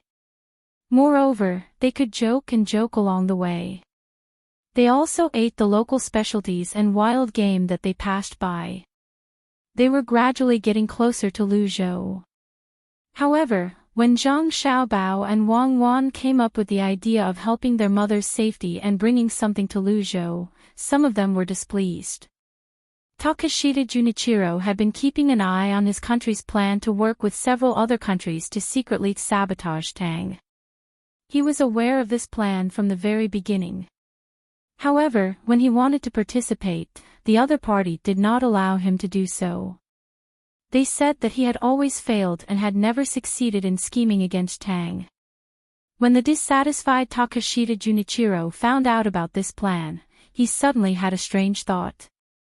Without him, the plan would fail in the end. Moreover, everyone involved in the plan would not be able to escape. All of them would be captured. Sometimes, he would even dream of everyone being captured. Occasionally, he would wake up with a start. However, he regretted having such thoughts. No matter what, if the plan succeeded, it would be a huge blow to Tang. However, it was not that Tang would lose a lot of money. Even if they poured something into a river or a lake, it would only cause the things in that place to die. It would be difficult for them to harm anyone. In the worst case, Zhang Xiaobao and Wang Wan could just move the things in their homes and deliver them to the places that suffered losses. Even if it was drinking water, the two of them could bring it in basins from other places. It was as though there was nothing in the world that could stop them. The real blow to Tang would come from the hearts of the people. They would have to let the people know that Zhang Xiaobao and Cuckoo, who had never failed and never made mistakes, had their moments of weakness as well. This would cause the people of Tang to no longer respect the two of them as they did in the past. At the same time, if the plan succeeded, it would give the people of his country and the other countries a boost of confidence. In the future, when the country made decisions against Tang, the people would support them. Hence, the ultimate goal of this plan was to break Zhang Xiaobao and Wang Wan's invincibility. Thus, he should support them. Since they were not allowed to participate, it was not a bad idea to help them in secret. With this thought in mind, Takashita Junichiro really did carry out his plan. He arranged for many people under his command to go to Hangzhou, intending to lend a hand when needed. However, just as he arrived in Hangzhou with his people, he heard that his people had been captured. Moreover, the news spread so widely that almost all of Hangzhou knew about it. Just as he was hesitating whether he should find a chance to save them, he heard that someone had been captured at the reed marsh in the lake next to Douchang. Not long after, the people from the Lushan alliance were also captured. All of their arrangements had just taken a small step, and before they could achieve more, they were all cut short. When Takashita Junichiro received the news, he finally stopped thinking about saving people. He knew that if he went to save them, he would definitely be captured as well. Perhaps Zhang Xiaobao and Wang Wan were waiting for someone to save them. Takashita Junichiro also felt that he had lost in the past not because he was not capable enough, but because Zhang Xiaobao and Wang Wan were too powerful. From the news he heard, he understood more or less. The main thing was that this news was deliberately spread by Zhang Xiaobao. His purpose was to let the intelligence personnel of other countries know about it, so that their confidence would be damaged. Takashita Junichiro was obviously shocked. He really could not understand how Zhang Xiaobao could find a loophole in such a good security system. Moreover, he could follow them and listen to the storyteller talk about it. However, when he heard it, it felt like a dream. Zhang Xiaobao was almost a god. However, the truth was that if Zhang Xiaobao was not capable enough, he definitely would not have been able to capture them. Takashita Junichiro sighed. At the same time, he felt that if he could find a chance to kill Zhang Xiaobao and Wang Wan, even if he had to sacrifice 1,000 or 10,000 people and use up several years of Japan's income, he would definitely do it. Otherwise, if the two of them were left in Great Tang, who knew what they could do? However, it was too difficult to kill the two of them. When they personally took action, they would disguise themselves so that no one could recognize them. When they stopped disguising themselves, they were followed by thousands of guards. Moreover, there were people secretly in charge of protecting them. Taking their lives under these layers of protection was harder than ascending to the heavens. If he had known that the two of them would be so capable today, he would have sent people to Sanshui County when they were still children and directly slaughtered the two of them in Zhuangzi. Although at that time, according to the current investigation, their families also had many defensive measures, they did not have many people. Moreover, they did not have the current weapons at that time. Killing the two of them when they were young was 100 times, no, 1,000 times, 10,000 times easier than killing them now. If only there was a medicine in the world. Takashita Junichiro changed his name and dressed like a person from Great Tang. Moreover, he had been in Great Tang for several years, so no one could tell what his habits were. While he was feeling sad, he also avoided the people who were still patrolling in Hangzhou. Of course, he was not stupid enough to hide in the restaurant between the clouds and the water. It was not that he did not have money. He had enough money to eat and live there. Not long after the new year, someone in China sent him a lot of goods and asked him to sell them. The money from selling them was also his responsibility. He was afraid. He always felt that if he acted like ordinary people, the most dangerous place was the safest place. If he ran to between the clouds and the water and stayed there, he would definitely be caught. Hangzhou was not a place where people from other countries who had not committed crimes in the Great Tang would not be caught. If someone from another country was caught in Hangzhou, even if they did not die, they would at least lose a layer of skin. After enduring several days of fear, Takashita Junichiro made his decision. He boarded a passenger ship and sailed against the current, intending to go to Xuanyang and see the situation. He thought that if he went there later, he would not be suspected of anything. But when he arrived at Xuanyang, Takashita Junichiro realized that what he had heard about Xuanyang being in chaos had nothing to do with what he was seeing now.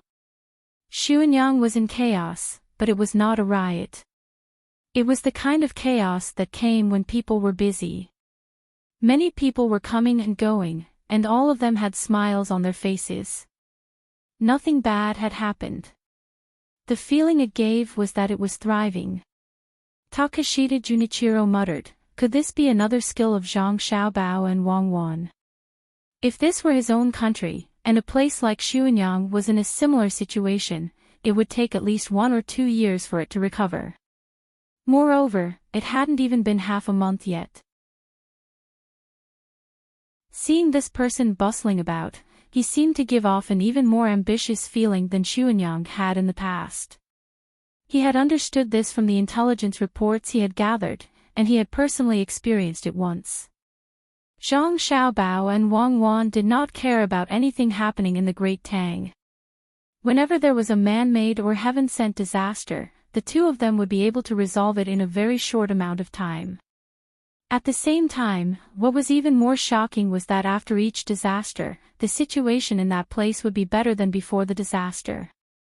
It had always been a heaven-defying battle, and the stronger the opponent, the stronger the opponent.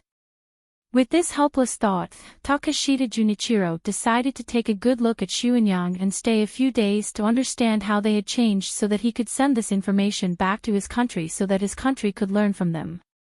However, Takashita Junichiro did not dare to stay any longer. He had his own communication system. First, he received a secret message from the north. It was said that Serene Province had mobilized 20,000 troops and was moving northeast. Their destination was Jili Province, but they were marching at the fastest speed in the name of picking pine nuts there. How was that possible? Where were the pine nuts to pick now? Even if they were going to pick them, why would they mobilize 20,000 troops? Even if they mobilized the troops, would the original troops of Zhang Xiaobao and Wang Wan not be enough? Who were they kidding? Just when Takashita Junichiro felt that something was amiss and that they were targeting his country, he received a secret message from Lu Zhou's people. It was said that one of Lu Zhou's fleet of gunships and a conventional fleet that had been docked at the port had been mobilized. According to the information they gathered, the two fleets' destination was Hangzhou. To be more precise, they were on the coastal road to Hangzhou. The madam of the Zhang family and the Wang family wanted to take a ship from Hangzhou to Luzhou.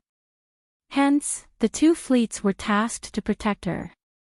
Nobody believed that the two damned women who gave birth to Zhang Xiaobao and Wang Wan would have fewer guards around them.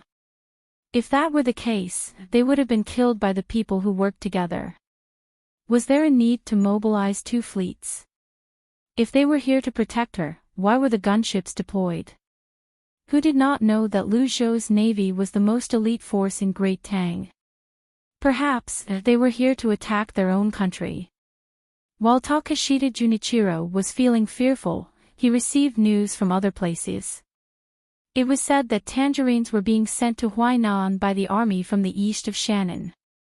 Then, they would be transported to the coast and loaded onto ships. They would follow the madam of the Zhang family to Luzhou so that Luzhou's people could taste them. Most of the logistics teams of the Zhang family and the Wang family began to gather. Those who were close to Hangzhou were moving toward Hangzhou while those who were close to Huainan were moving toward Luzhou. Hot air balloons filled the skies as well. It was said that they were rushing to deliver the goods from the inland as quickly as possible. The armies of the various regions also followed suit, constantly switching out their positions. With so much information gathered, Takashita Junichiro was frightened out of his wits. Huainan Circuit and Luzhou did not have tangerines. How many things did Luzhou lack? Did he need so many people from the logistics teams of the Zhang family and the Wang family? The hot air balloons and the armies were deployed as well. Everything pointed to his own country, Japan. Yamamoto, you're the one who deserves to die the most. Look at what you've gotten yourself into. You didn't do a good job of causing trouble, and now, they've found out. Now, they're going to start a war. They're not going to attack Duoshire anymore, they're going to attack our country instead. Takashita Junichiro grumbled in pain. He opened all the windows in his room, but he still found it difficult to breathe. 2 hours later, Takashita Junichiro mustered the strength to stand up and take a cold shower. He changed into a set of short clothes, pocketed the money, and walked out of his room. When he arrived at the lakeside, he found a boat that seemed fast. He tossed 10 strings of cash and ordered the boatman to row toward the other side of the lake as quickly as possible. The faster they rowed, the more money they would be given when the time came. When the boatman ordered a few people to row the boat, Takashita Junichiro, who had spent money to buy medicine, took it. He sat at the bow of the boat and looked at the blue sky and blue water. He thought to himself that he had to catch up to Zhang Xiaobao and the others as soon as possible. Then, he would apologize to them and give them all the hundreds of thousands of strings of cash. He hoped that they would give his country a chance.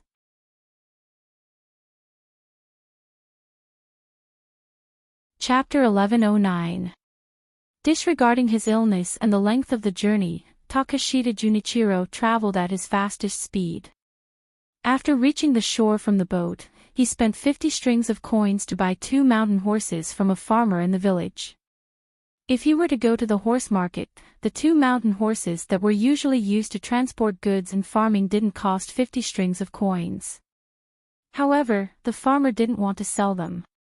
It was clear that he wanted to raise the 2 horses as his own children. Helpless, Takashita Junichiro could only agree to lend the 2 horses. He used 50 strings of coins as a deposit. After returning, he left 10 strings of coins for the farmer's children to buy fodder. The farmer thought that 50 strings of coins could buy 4 horses and thought that the other party would return the horses, so he lent the horses. Takashita Junichiro had no intention of returning the horses at all. Compared to the stability of the country, what was a few strings of coins? Riding on the horse, Takashita Junichiro continued to chase. Fortunately, the road wasn't as difficult as before. Even when he reached the hillside, there was still a paved road in front of him that extended into the distance. At the same time, there was no need to worry about being attacked by wild beasts. All the wild beasts within a dozen li of each side of the road had been cleared by the group in front. Not to mention tigers and wolves, not even a single pheasant was left. They were all hunted and eaten. As such, Takashita Junichiro chased for 7 days and finally saw the tail of the group in front of him. When he saw the tail of the group, he was also discovered and stopped by the group. The people in the group who stopped him couldn't tell that he was Japanese. After all, he had stayed in Great Tang for many years. His attire and expression were no different from the people of Great Tang. Even if he had some Japanese characteristics, they couldn't immediately tell. Even in Great Tang, the people of different places were different. The people who stopped him thought that he was someone from a village and rushed over. Seeing his travel-worn appearance, they wanted to help him and let him rest first. They could talk about it slowly. However, when they heard that he was Japanese, the expressions of the people who stopped him changed instantly. Their original concern and gentleness turned into coldness and hostility. Their gazes were filled with hostility. Seeing the other party's expression, Takeshita Junichiro grew even more nervous. He knew that many parts of the Great Tang were beginning to distance themselves from the people of his country. Based on the information he had obtained in Xuanyang, many of the Japanese who had come to the Great Tang did not dare to casually reveal their identities. The moment someone found out that they were Japanese, although they had not yet been attacked, they would be in danger. There was no place to eat. For example, there were 2 Japanese who used to live in Chuzhou City. Their neighbors knew that they were Japanese, so they got along well with them. In the end, after such a thing happened, the neighbors began to alienate them and did not speak to them at all. Furthermore, they did not know which one of them leaked their identities. The 2 Japanese were hungry on the streets and wanted to eat something in a small shop. However, as soon as they entered, they were chased out.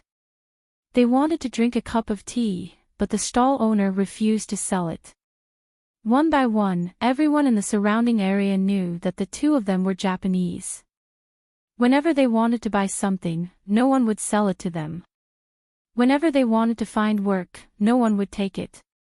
Even if they wanted to pawn their belongings to raise money for travel expenses, the pawnbroker would not take it. When the 2 of them discovered this situation, they could only cook the remaining food at home and take it with them to leave this sad place. They wanted to find a new place and hide their identities so that they could survive. Otherwise, they would starve to death. Thus, it was normal for them to be treated coldly by others. Thus, Takeshita Junichiro could only say that he was the person in charge of this matter from Japan. He wanted to explain to the emperor what had happened. At the same time, he wanted to help some people hide the truth from the emperor of Pingqing and condemn his actions that had harmed the relationship between the Great Tang and Japan. Brothers, let me go and see His Majesty. We really did not know the situation. We only found out later that our country absolutely did not support Yamamoto's actions. If we had known, we would have stopped them in advance and given me a chance. Takeshita Junichiro begged the people who had stopped him. Of course, the people who had stopped him would not believe his words. How could the Japanese not know about the things that were used to cause destruction? The majority of Japan's goods were dependent on the Great Tang. How could the Japanese not know how much each item was sold for and how many items were exchanged for? It's just a word. Is His Majesty someone you can meet just because you want to? If you don't meet him, I'll give you a piece of advice. You should quickly find a chance to return to your country. Don't stay in the Great Tang any longer. In a few days, our people will get angry, and it might harm you. The person who had stopped him did not give him a chance to meet the emperor and even threatened him. Takeshita Junichiro was anxious. He thought that if he could not meet the emperor this time and explain things clearly, he would not have another chance in the future. Perhaps by the time he returned to his country, the Great Tang's valiant soldiers would have already landed. Those were gunships. Once the cannons fired, who on the shore would be able to stop them? It was all those people's fault for provoking him. What about now? The Great Tang was angry and could not tolerate it at all. What did I say back then? I was testing the Great Tang's bottom line. Now you see, the Great Tang's bottom line is that if you provoke me, I will immediately send my troops. Takeshita Junichiro did not dare to give up on this last chance. He begged bitterly, "Brothers, who are you calling your brothers with? We are not familiar with you. Hurry up and leave. Otherwise, we will arrest you for attempting to assassinate the emperor." The other party did not give him a chance. This sinner knows that I cannot meet the emperor directly. Can I meet the other people who are in charge of external affairs? Take this and help me. Save my life. Takeshita Junichiro continued to plead. He took out a large stack of notes and forced them into the other party's hands. The person who had stopped him quickly retracted his hands. Take it away. I don't dare to take your money. I can take it with my life, but I can't spend it with my life. Wait, I will report to you and see if anyone is willing to come and meet you. As he spoke, the person gave a look to the people around him, telling them to look after the Japanese. He then turned and left to report. They were the ones who stayed behind to clean up.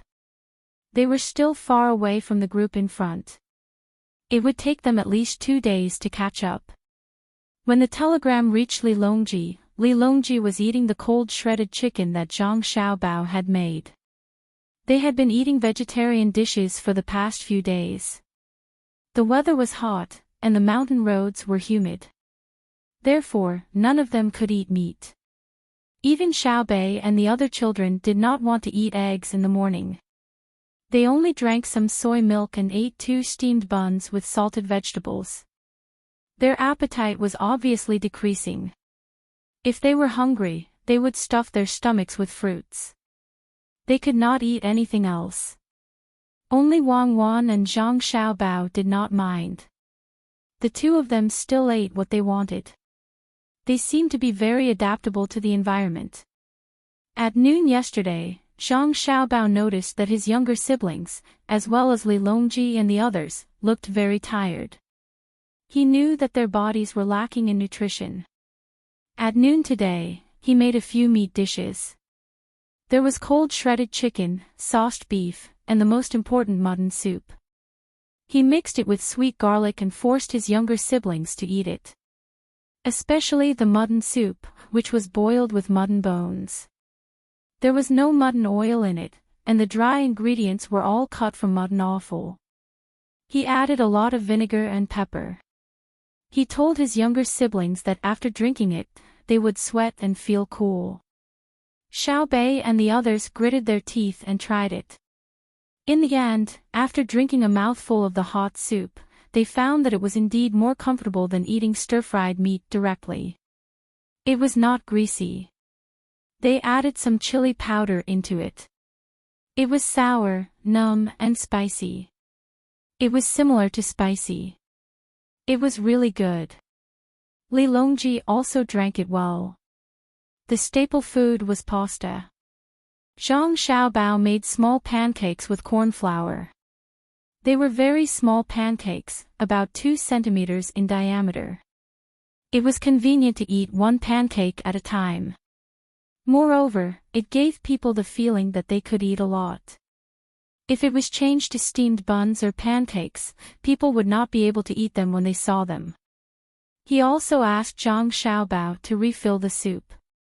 When Li Longji poured vinegar into the soup, he praised Zhang Xiaobao. It's all thanks to Xiaobao following me. Otherwise, I would probably starve to death on the way here. That's why a regional commander who can't make food that people like under any conditions is definitely not a good top scorer. Isn't that right, Xiaobei?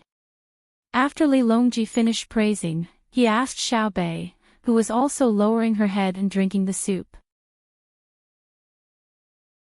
Xiaobei did not like to eat the mutton in her bowl.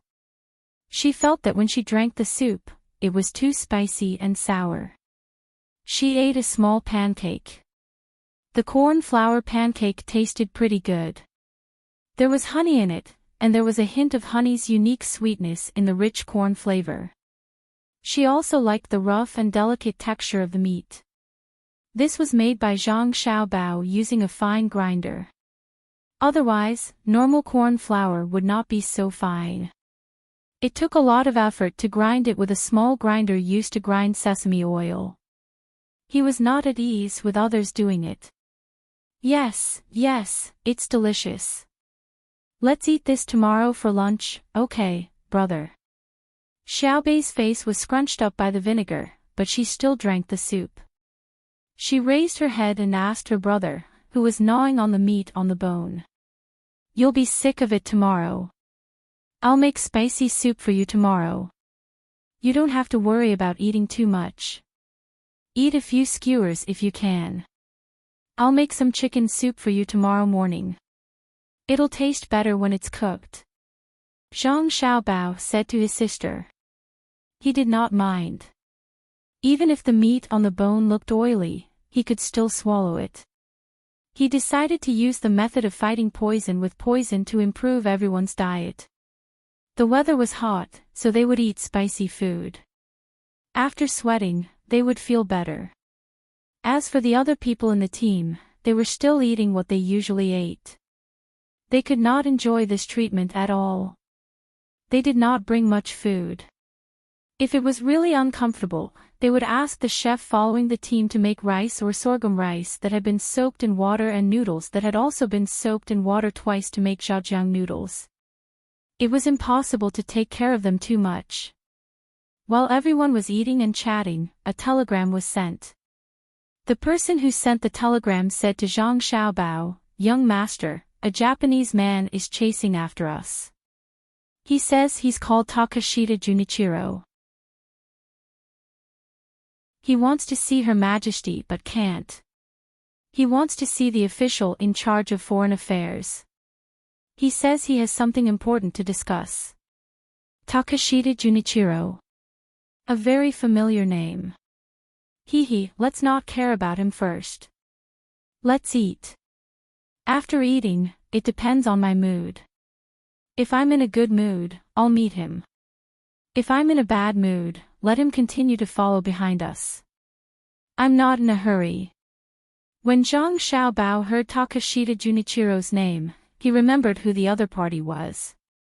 He had dealt with him twice and had gotten some money from him. He did not expect that the other party could represent a part of Japan's interests and was not called back to be beheaded. Looking at the situation, there was no one available in Japan. Therefore, even if someone made a mistake, they still insisted that the person who made the mistake continue to stay in Tang. When Xiao Bei heard the news, he drank 2 mouthfuls of soup and requested, I'll go see him. I'm in charge of foreign affairs. I'll see how much money he brought over to compensate for the loss. I'm done eating. I'll go now. What about the next 2 days of travel? You're flying now. Shui Yun can drag you over. Aren't you afraid of falling? Wang Wan said to Xiao Bei. Xiao Bei picked up the spoon again regretfully. Oh, 2 days of travel. It's so far. Let him come. I still want to eat spicy hot pot for lunch tomorrow. I'm not going. When he comes, I'll see him, okay? Okay, Xiao Bei will go. Li Longji agreed first. A day and a half later, Takashita Junichiro finally arrived. When he heard that he could see the official, he rushed with all his might. If it wasn't for the fact that the people in the group were blocking the way, he reckoned that he would have arrived in less than a day. When he arrived, Xiao Bei was eating steamed egg soup. 3 eggs were steamed into a bowl. The steamed egg soup was drizzled with gravy and seasoned with oyster sauce. It tasted fresh and salty. When he heard that someone came to report Takashita Junichiro's arrival, Xiao Bei thought for a moment and asked someone to call him over. You know who I am, right? Xiao Bei asked directly when he saw Takashita Junichiro. Takashita Junichiro was stunned for a moment. When he came, he didn't know which official he was going to meet. He was thinking about who could travel with Li Longji in Tang and what hobbies they had. At this moment, he saw a girl sitting at the folding table in front of him. When he heard the other party's question, he immediately nodded and said, You're the patrol inspector of Tang. I know. You're very smart. Don't you feel very honored to be able to be met by me personally? Xiao Bei scooped a piece of steamed egg soup with a spoon, blew on it twice, and put it into his mouth. He asked in a muffled voice. Takashita Junichiro had already smelled the fragrance. He secretly swallowed his saliva twice and nodded.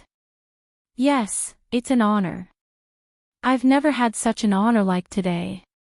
My purpose for coming is, there's no hurry. I'm eating. You didn't find a good time to come. I have a habit of not talking about business when I'm eating. You haven't eaten breakfast, right? Have you? Xiaobei used his chopsticks to pick up a steamed bun. It was a very, very small steamed bun. It was just enough to eat one steamed bun in one bite. Zhang Xiaobao knew that it would be unappetizing if it was big, so he had to spend some effort to make small steamed buns. Although the steamed bun was smaller than a normal steamed bun, there were many folds on the steamed bun. Furthermore, the steamed bun could be made with thin skin and large stuffing. The steamed bun was also well stuffed. It had a glossy luster and was crystal clear. When placed on the plate, it looked like a piece of art. Ordinary people couldn't bear to eat such a steamed bun. Takashita Junichiro saw the steamed bun and smelled the fragrance. He swallowed his saliva twice and said, "Yes, I've eaten. I ate it on the way here." He was actually lying. He had only eaten something at noon yesterday. Until now, he hadn't eaten anything. He hadn't even rested during the journey. He wanted to have a good sleep, but he knew that the Tang Empire's army wouldn't wait for him to wake up before advancing. Xiaobei seemed to be very regretful. He ate another steamed bun and said, "You ate. I thought you didn't eat, so I'll sell you breakfast. Unfortunately, I won't be able to earn money. I ate, but I'm not full. Now that I'm hungry, why don't you sell me a portion?" Takashita Junichiro was very smart. When he heard Xiaobei's words, he knew that the opportunity to give him money had come. Not to mention that he was really hungry. Even if he was full, he would continue stuffing food into his stomach. "Okay, I'll give you 5 steamed buns. My brother made them himself. How much do you think they're worth? Look at the steamed bun carefully. You haven't seen this kind of craftsmanship before, right? Think of a good price." Xiaobei looked very reluctant. He took another pair of chopsticks and a small plate. He carefully picked out 5 steamed buns from the plate in front of him and pushed them to the other side of the table. He gestured for someone to bring them to Takashita Junichiro. Takashita Junichiro received the steamed bun and carefully looked at it. He had to admit that the steamed bun was really well made. If he could eat it normally, he would be in a good mood. However, at this moment, he wasn't in the mood to taste it. After thinking for a while, Takashita Junichiro asked Xiaobei, "It's priceless. I don't think you should buy it with money. How much do you think it's worth?" He spoke very respectfully, as if he didn't treat the girl in front of him as a child. There were too many stories about Xiaobei, so many that people were calling him a god. "You want me to state the price?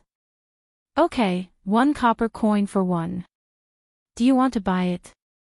Xiaobei gave a price. "Ah. 1 copper coin. Not even 1 copper coin." Takashita Junichiro shook his head. If it was really 1 copper coin for one, how was he going to bribe people? Needless to say, the steamed buns were made by Zhang Xiaobao for his sister.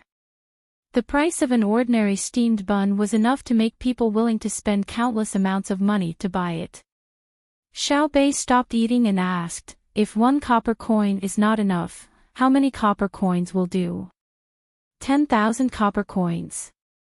Copper coins are not enough. It should be copper coins. Takashita Junichiro gritted his teeth and said. He had already thought of how much he would pay. 10,000 copper coins for one. Okay, take out 50,000 copper coins.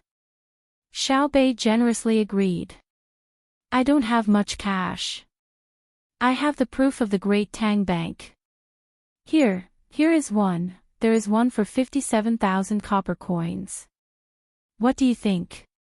Takashita Junichiro took out a handful of proof of existence and found one with about the same amount. He held it in his hand and asked, "I won't take advantage of you.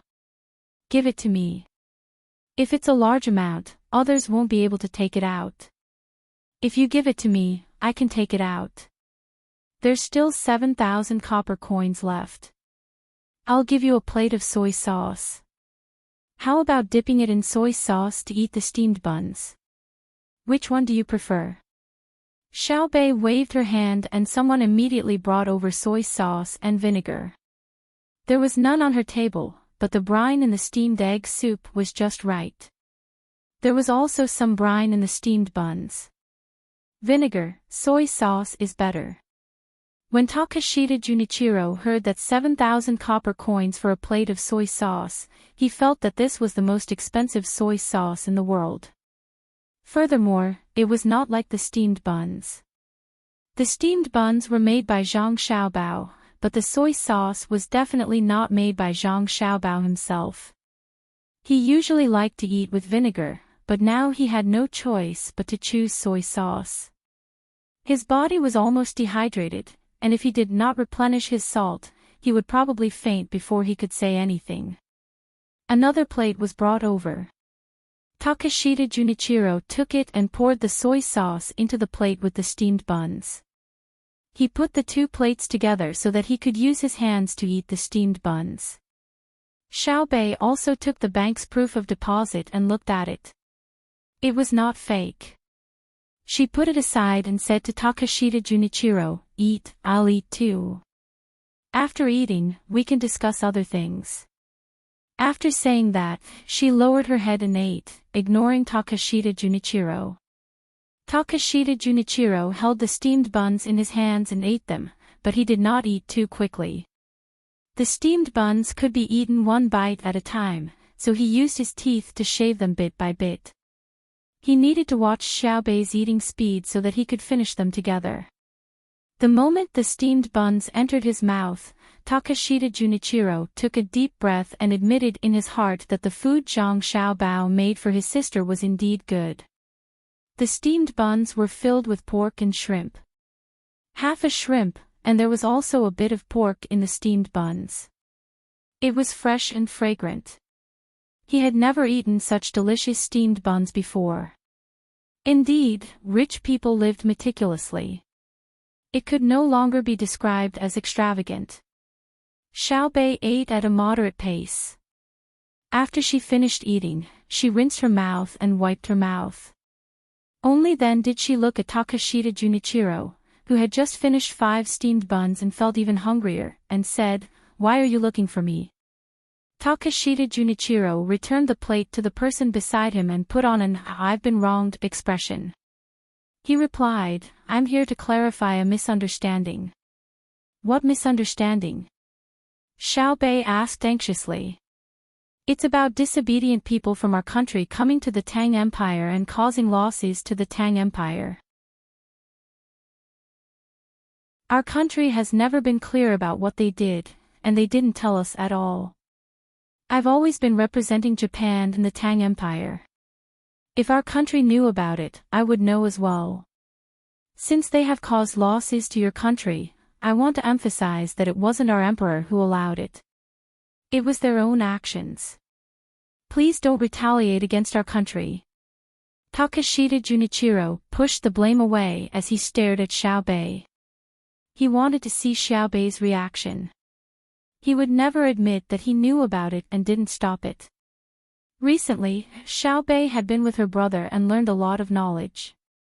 She specialized in diplomacy and appeared to be much calmer. If it was in the past, she would definitely shout angrily and say that it wasn't a misunderstanding. But today, she nodded as though she agreed with Takashita Junichiro's words. Then, her expression turned to one of pain as she said, "Someone did come to cause trouble.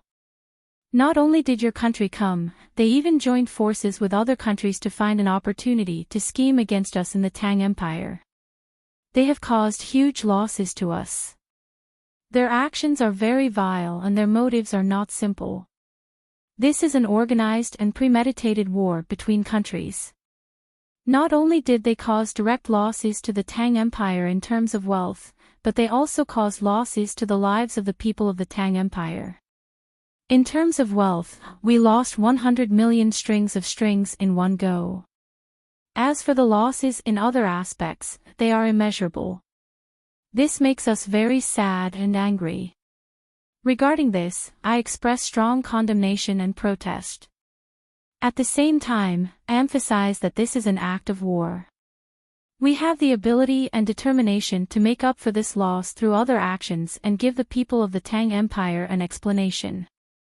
You should return to your country as soon as possible and tell your emperor about our intentions. Let him give us a satisfactory explanation and promise that the same thing won't happen again. Takeshita Junichiro already had a high opinion of Xiao Bei, but at this moment, he still revealed a shocked expression. Was this still a child? Even an official from the imperial court wouldn't be able to say such words. Could it be that she had memorized them in advance? As he pondered, Takeshita Junichiro revealed the same sad expression.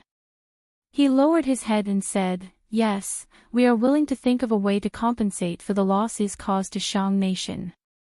But 100 million strings of cash, the direct financial loss is 100 million strings of cash. There are also indirect losses. When a place is in chaos, it's not just possible to calm it down with money. It requires time and more energy. It will delay many other important matters and disrupt the original plan. At the same time, because of your actions, the people of my dynasty have lost the support of the people, and it will take a long time to make up for it. The people are like water, and the ruler is like a boat. The water can carry the boat, but it can also capsize it. Perhaps there will be unrest in the future.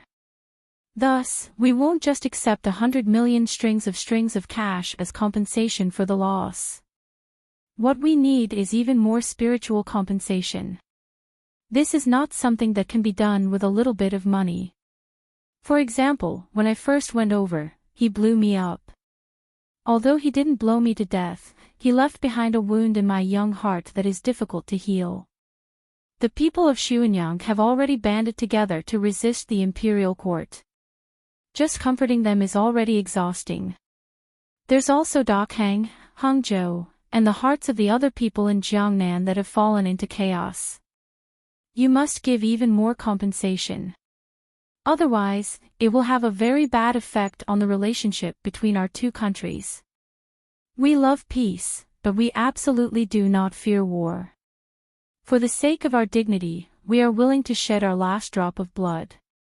Xiao Bei did not wait for Takeshita Junichiro to finish speaking. She interrupted him from talking about how Japan had no money and repeated the losses her country had suffered. At the same time, she expressed a vague attitude. Takeshita Junichiro was dumbfounded.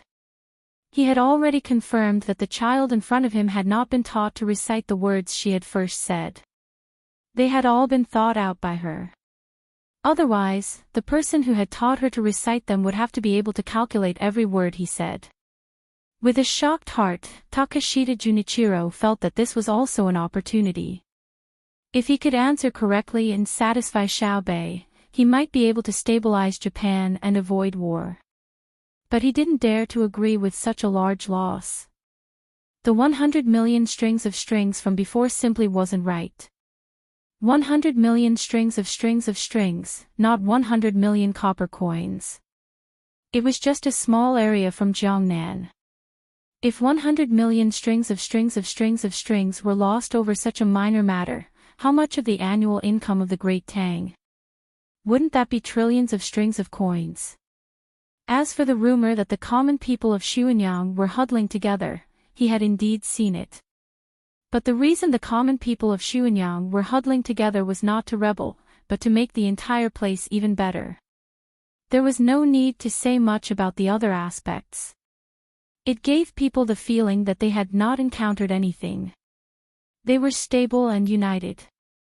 If one had to say what had changed, it was definitely that they had become more united than before. Though this was what he thought, Takashita Junichiro knew that he could not say it out loud.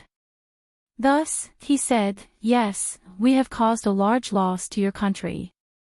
We are willing to compensate, but our country doesn't have much money. Moreover, you should also know that much of the power in our country is not completely controlled by the emperor. There are also internal struggles, so we can't gather enough money in a short time. But we are willing to use everything we have to compensate. What do you think we should do? The important thing is that your country does not continue to wage war against us." Willing to compensate. All right, I'll have to go back and ask Uncle Emperor. I also don't know what to use in exchange, but you don't need to worry. There are only 2 points. One is to cede land, and the other is to compensate. We won't ask for all of your Japanese land. As for war, I just said that we love peace and will not lightly start wars. As Xiao Bei spoke, he felt thirsty.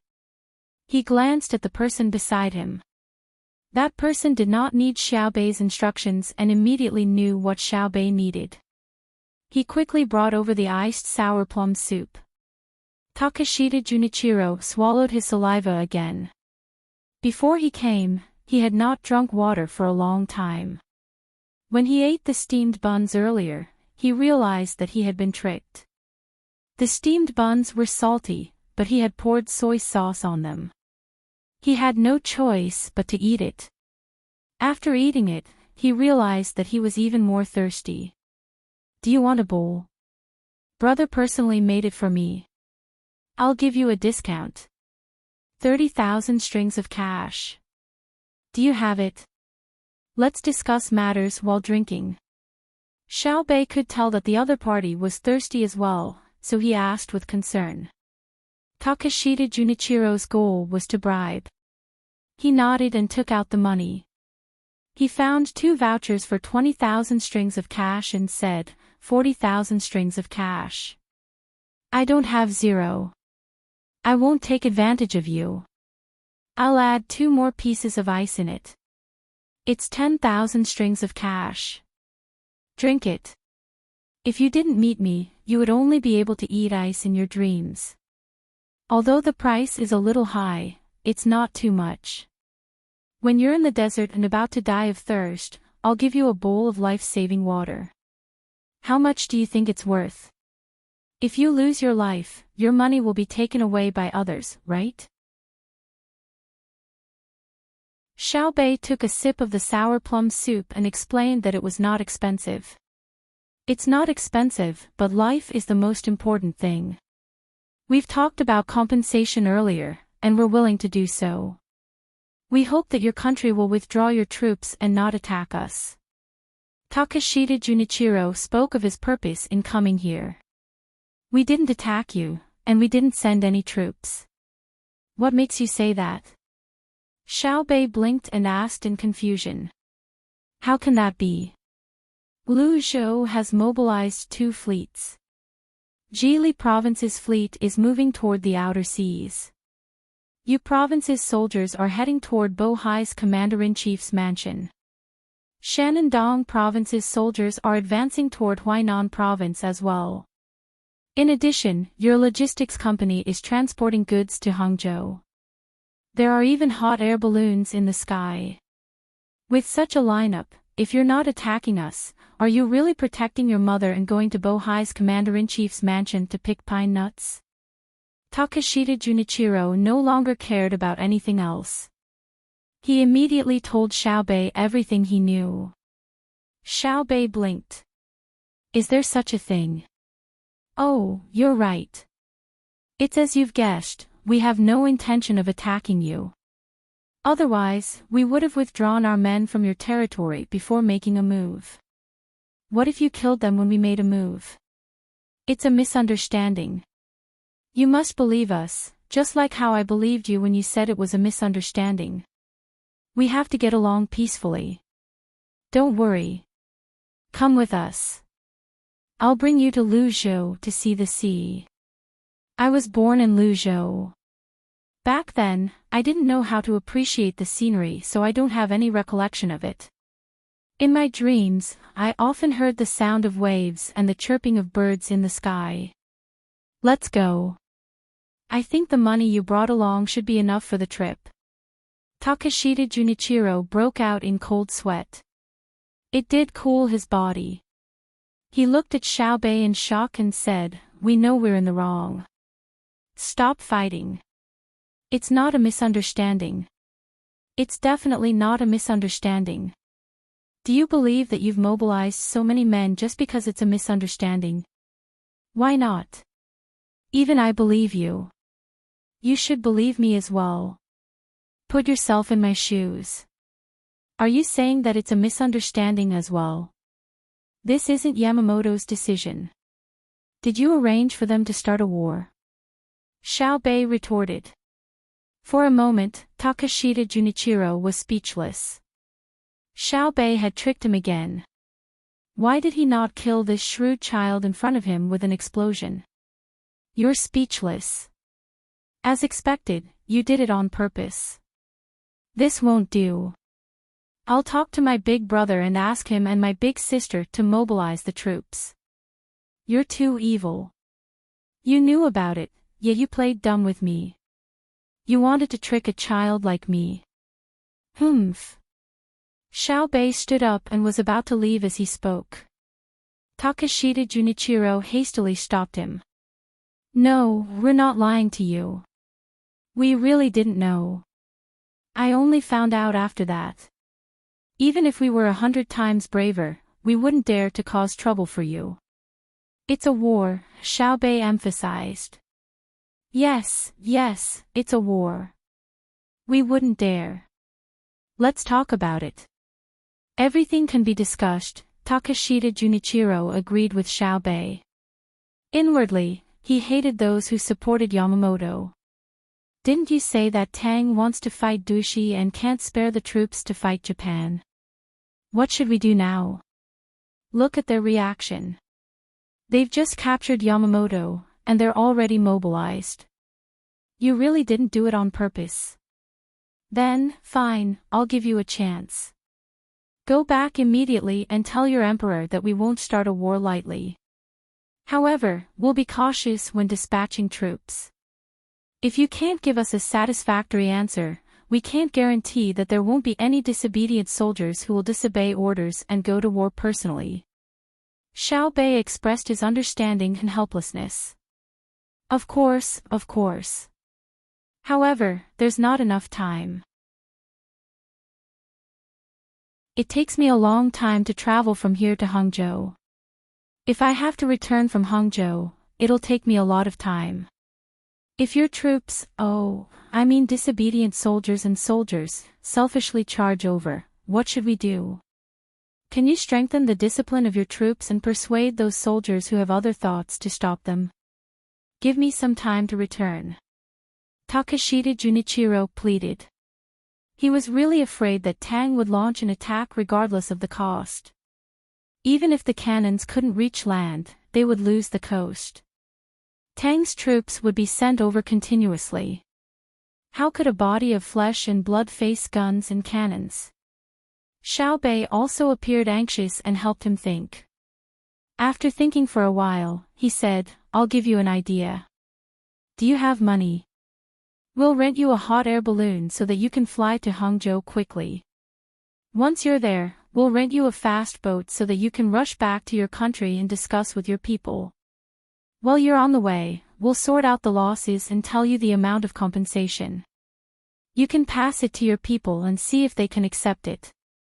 Don't worry. Before you return and have a result, we'll try our best to suppress the soldiers and not let them panic. However, you have to be quick. 3 months at most. We hope that you can return to Tang with sincerity and discuss with us. What do you think? 1,000,000 strings of coins. We'll be responsible for your safety on the way. When Takeshita Junichiro heard the amount, he knew that the other party was deliberately asking for more money. However, there was nothing he could do. Originally, He wanted to bribe them and express his attitude so that Tang would immediately withdraw their troops. Now, it seemed that he was too naive. The money he brought wasn't enough to change the other party's mind. They were asking for more. However, other than this, there was no other way. Perhaps no one in the country had discovered Tang's actions. It was best for him to return quickly and let the people who supported Yamamoto understand the seriousness of the matter. Takeshita Junichiro took out all the money and counted it. Together with the banknotes on his body, he handed it to the person beside him and said, "I don't have 1,000,000 strings of coins on me. Now, I have 350,000 strings of coins on me.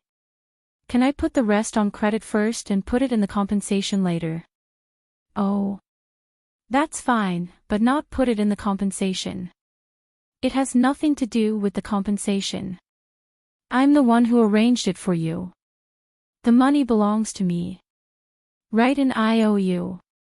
If you don't return to give me the money, I'll mobilize my protection team and personally go to Japan to ask for it. If you can't take it out, I'll ask the emperor. Even if you die, he'll have to give me the money." Xiao Bei waved his hand regretfully. Someone brought over a pen, ink, paper, and an inkstone and asked Takeshita Junichiro to write the IOU. Takeshita Junichiro sighed and lowered his head to write. He felt very sad in his heart. A weak country was like this.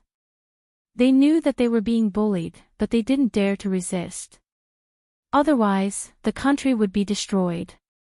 However, if they did that, it would be difficult for the Tang Empire to attack Toshi after attacking Japan. It would give Toshi more time to prepare. However, who knew what Zhang Xiaobao and Wang Wan were thinking? After writing the IOU, Takeshita Junichiro suddenly felt that it couldn't be just his country being bullied. Hence, he said to Xiao Bei, "I heard about this before I came. There are other countries involved. We can't let them go. Ours is a misunderstanding, but theirs is definitely not. I don't care. I have to ask my brother and sister. I'll pass on your message. See if there's anything else to pack. If there's nothing else, I'll get someone to raise the hot air balloon." Xiao Bei took the proof of deposit, the money, and the IOU written by Takeshita Junichiro and said to him. Takeshita Junichiro was burning with anxiety. He didn't need to pack anything. He immediately left with the others and took the hot air balloon. He wanted to rush back as fast as possible. As for what compensation he could get from the Tang Empire on the way back, he didn't need to think about it. Anyway, he had done what he had to do. Life and death depended on the thoughts of the people in his country. Seeing Takeshita Junichiro leave, Xiao Bei excitedly counted the money. After counting twice, she grabbed the money and ran to find the others. The money was indeed hers. This was what she had agreed before coming. It was up to her to get as much money as she could from Takeshita Junichiro.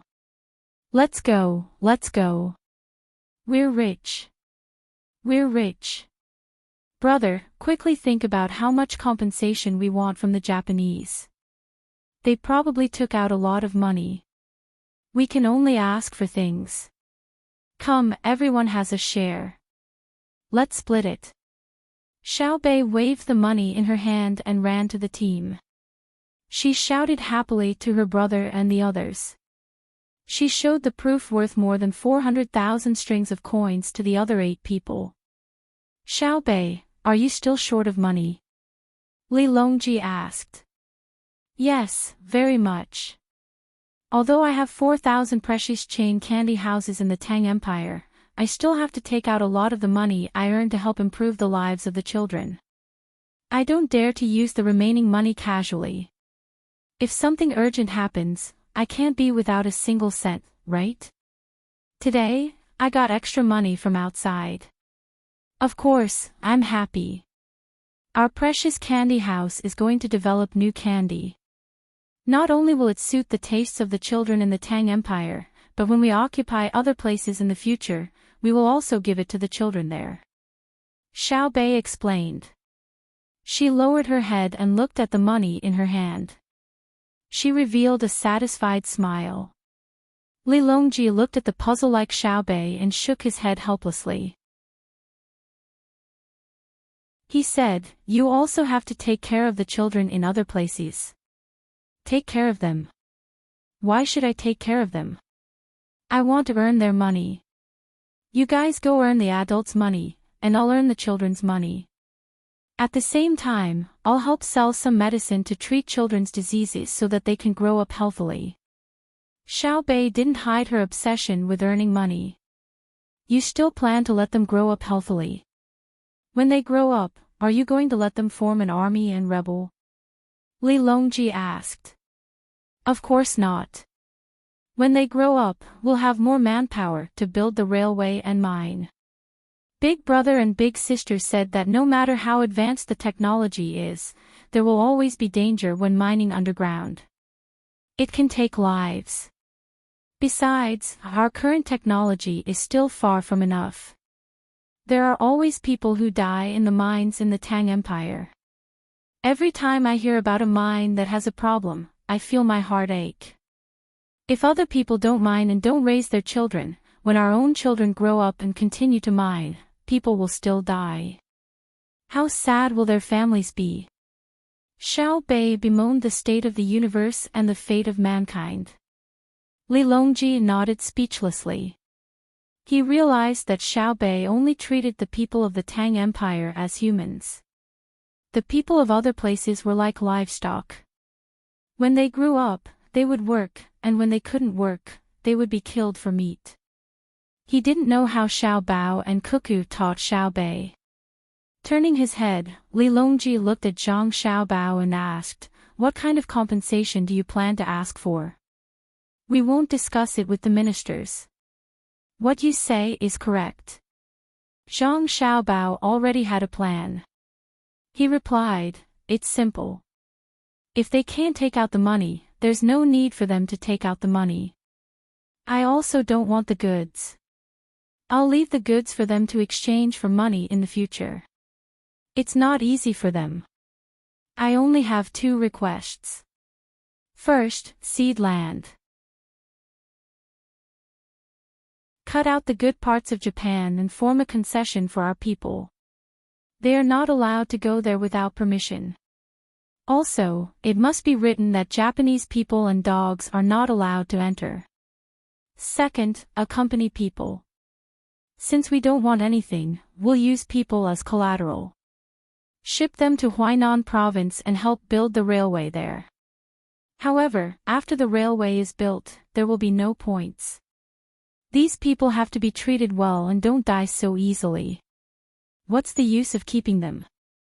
Li Longji didn't understand Zhang Xiaobao's purpose. Zhang Xiaobao smiled and said, "To prepare for the future. My Tang Empire is a peace-loving country.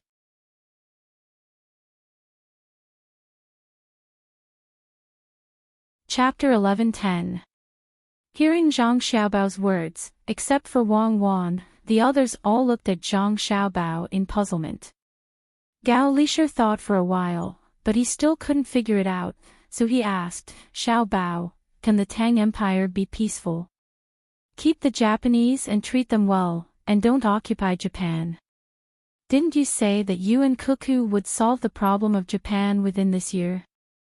Empress Wang and the others also nodded, waiting for Zhang Xiaobao's explanation. Zhang Xiaobao glanced at Wang Wan, and Wang Wan said, "It is precisely because we want to occupy Japan that we have to keep the Japanese. As for the Japanese laborers who come later as compensation, we have to treat them as the people of the Tang Empire. Although it is impossible to build a railway without death, we have to take care of them in terms of life. We need to feed and clothe them the same as when the great Tang built the railroad from Luoyang to the capital. We don't want them to tire out or starve. We also need to provide them with nutrition and medical care. They are used as compensation in exchange for coming to the Tang Empire. The Japanese can consider how they will be treated after coming to the Tang Empire. To be precise, the Japanese think that they will be treated inhumanely. In this way, all the people who are sent here, in addition to the members of the defeated families in Japan, are the people who have the least status and can be sacrificed at any time. When these people know about it, they will be very sad when they know, won't they? Wang Ju continued, they themselves know that they are people who have been abandoned. Perhaps it won't be long before they lose their lives. So the people they hate the most are not us, but Japan. When they come to the Tang Empire, we will treat them well, and a large number of them will be willing to abandon their identity as Japanese and do things for us. That's all I can think of. What else? The others were also deeply convinced. 100 abandoned people, after coming to the Tang Empire, found that things were not what they thought. Many of them would become anti-Japanese. We can use them later, but do we really want them to turn back and attack Japan? Li Longji asked, don't be fooled by the fact that many of them are willing to abandon their identity as Japanese. However, only a small portion of them are willing to attack Japan. Besides, it will take a very long time for them to come to Great Tang before they will attack their own country. Xiao Bao, do you think the two of you can educate them to that extent within this year? Why must we go to war? We don't want war, we want peace. The land I cut will divide the Japanese's territory. I can even cut the land into small strips, specifically to prevent them from contacting each other. Only a small gap was left for them, so that if they wanted to contact each other there would be a way, but they would have to take a long detour to reach the place. Our other merchants continued to cooperate with us, so as to put them into economic difficulties, and prevent them from concentrating their political and military forces. Then, the people who come over will be trained for a few months, and those who are slightly loyal to the Tang Empire will be picked out. They will bring back a lot of necessities and contact the Japanese in the different areas, telling them how good the Tang Empire is. We will persuade them to join the Tang Empire. As long as the majority of the people in a place are willing to join the Tang Empire, we will let them become independent first and declare that they will become the Tang Empire's territory. Then, the Tang Empire will immediately send officials to govern them. Their upper class can't stop us even if they want to. They can't even deny it. Do you think they will dare to enter the concession from other places? At that moment, they have lost the hearts of the people and lost their strategic position. They are in a situation where they can't fight back. From then on, the problem of Japan can be considered solved. As for the remaining political power, we will slowly instigate the internal relations between them and nibble away at them bit by bit.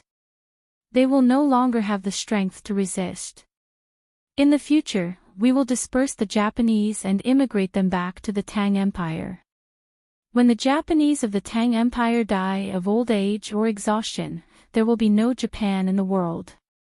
And our Tang Empire will have a new ethnic group called Japan, Wang Wan said.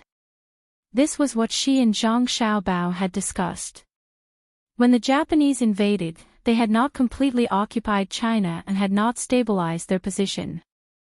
They began to let the children of China learn Japanese in the occupied areas, but they were not allowed to learn Chinese characters and history. At the same time, they would immigrate the Japanese and let them live with the local people. The purpose was to let the people of China forget about China one day and only think that they were a Japanese ethnic group. But they failed. They failed because others also had better technology. The Soviet Union did not allow the Japanese to occupy China. China also resisted at that time.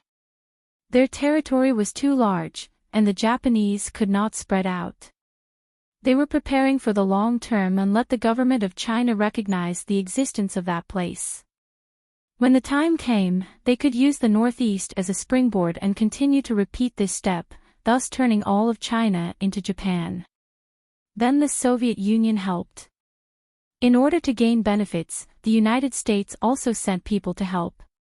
But the people who helped were not the parties that came to power later. Wang Wan and Zhang Xiaobao had analyzed that the United States had helped Japan by throwing 2 atomic bombs at the end. It had helped Japan end the war at once.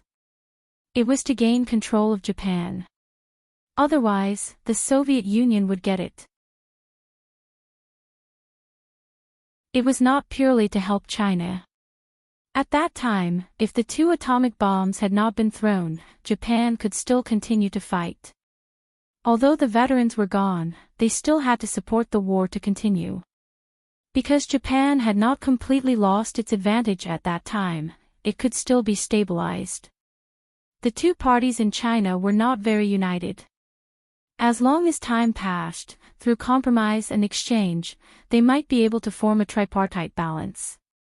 If they really did that, China would slowly fight, and after a few years of fighting, the Japanese men would be extinct. After the war, they would want to rebuild, but it would not be as fast as before. After the war, why did Japan value children so much? It was because they needed their children to grow up quickly. Otherwise, there would be no one. And now, what they needed to do was to follow their original plans. The difference was that there was no Soviet Union or America to balance the world. No one could stop the great Tang. As Li Longji and the others listened, they once more thanked the heavens for allowing Xiao Bao and Cuckoo to be born in the great Tang. For those 2 experts who had always been elusive to be born in the great Tang, and for them to take a fancy to Xiao Bao and Cuckoo, choosing them to inherit their skills. Otherwise, if they were thrown to Duo Chu, what would the great Tang do? Even if they were thrown to Japan, by the time the great Tang discovered the situation in Japan, it would be too late to attack. It was just like how the other countries had not expected the Zhang family and Wang family of Sanshui County to reach this stage. If they had wanted to assassinate them, how could the Zhang family and Wang family of Sanshui County have been able to stop them? Fortunately, the 2 of them had grown up, or rather, they had continued to grow, and there was no turning back. Good. I now believe that you'll be able to deal with Japan within a year. Although you won't be able to deal with all the members of the Japanese imperial family, you'll definitely make it so that they won't be a threat. In the future, when you go to fight Duo Chu, they won't make trouble behind your backs, Li Longji said with a sigh. Li Longji sighed. He had to admit that Zhang Xiaobao and Wang Wan's strategy was a success. If they wanted to destroy a country, they didn't have to do it personally. Now that they knew that Japan would be dealt with and that they would be able to weaken the southwestern countries, Li Longji's group was in a good mood. Their travel speed had also increased. Half a month later, they were only 300 kilometers away from the landing point. Based on their current speed, they would arrive in 20 days. In fact, their speed was already very slow. The main reason was that the group was huge, and the supply requirements were high. Later on, they had to constantly transport supplies. The further the journey, the longer the delay. At the same time, they also had to build roads. Occasionally, they would have to stop. Zhang Xiaobao and Wang Wan also observed the local situation and provided several ideas for the local people to choose from. Some were related to farming, some were related to raising animals, and some were related to handicrafts. In any case, they were trying their best to increase the income of the local people. Fruits and other local specialties could also be transported to the outside world to be sold through the roads that were built. When they provided things to the people outside, they could also buy the things they needed from the outside world. Sometimes, Li Longji would also help to come up with ideas. Then, he would sigh and wonder why the local people were so stupid that they did not think about it themselves. Zhang Xiaobao and Wang Wan did not explain to Li Longji. Even in their time, the people in remote places also stuck to their original way of life, let alone now. Li Longji seemed to be smart now because he had been with the 2 of them for a long time. Otherwise, he would not have been able to come up with ideas in the past. There was still no news from Takashita Junichiro in Japan. Perhaps, he had not reached his destination yet and was still drifting at sea. However, the Jiang Wang clan duo had left Hangzhou long ago. They brought along Hangzhou's specialties and the group as they traveled along the coast toward Luzhou. Their speed was relatively faster than those who traveled on land. If they did not have to take a detour at sea, they could have reached their destination a few days earlier. The other places where they were preparing things also sent ships out. There was no need to follow the Jiang Wang clan's ship. Before the group left Luzhou, they just needed to send everything to them. Apart from the Jiang Wang clan's gifts, there were also gifts for Little Bei and the others. They did not keep the money they earned from Takashita Junichiro. Without going to the bank, they withdrew the money from other places through their family's connections. They ordered their family members to buy the goods and ship them to Luzhou. Most of the goods were from the upper reaches of the Yangtze River. If they bought the specialties from the upper reaches of the Yangtze River and loaded them onto the ships, they would be able to travel faster. If they traveled from the capital, it would take too long. In the middle of the 7th month, at night, the moon in the sky was rounder than usual. This was the Hungry Ghost Festival, also known as the Ghost Festival. The name sounded scary, but at this moment, it was the busiest time. It was second only to New Year's Eve and the 15th day of the first lunar month. The people of Tang were busy. Some were offering sacrifices, and some were out for sightseeing. It was not that they were afraid of ghosts. Instead, they treated it as a day to gather and have fun. Luzhou was especially lively tonight. Almost everyone had gathered near the docks. The neatly built roads were brightly lit as well. Torches and candles made of fish oil illuminated the entire Luzhou. There were also countless snacks placed outside. However, nobody was hawking. Instead, there were people in charge of preparing them. Once the food was taken away, someone would immediately make up for it. It was like a buffet. However, the scale of this buffet was larger than any other buffet. On both sides of the road, there were people in charge of preparing food, tea, candies, dried fruits, and so on. The amount of money spent in just one night was not a small amount. If they were to calculate the cost, they would have spent 100,000 strings of cash. Apart from these things, there were also countless Kongming lanterns, firecrackers, and colorful flags that were waiting to be set off. The entertainment cost of 100,000 strings of cash was equivalent to the annual income of 10 medium-sized counties in other places. However, even though so much money was spent, no one felt the pinch. Well, to be more precise, only a small portion of people felt the pinch.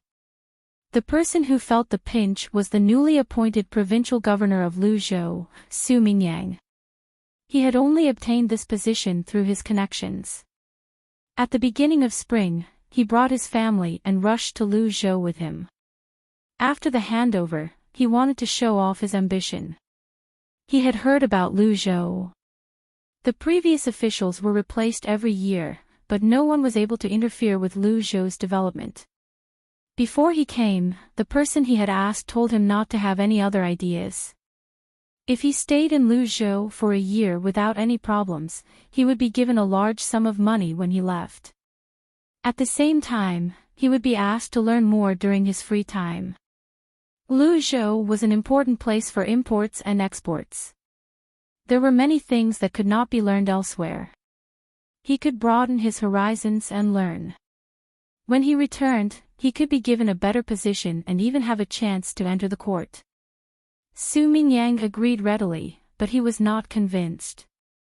He always thought that if he came to Luzhou with his own ability, he would be able to discover the shortcomings of Luzhou's development and make up for it.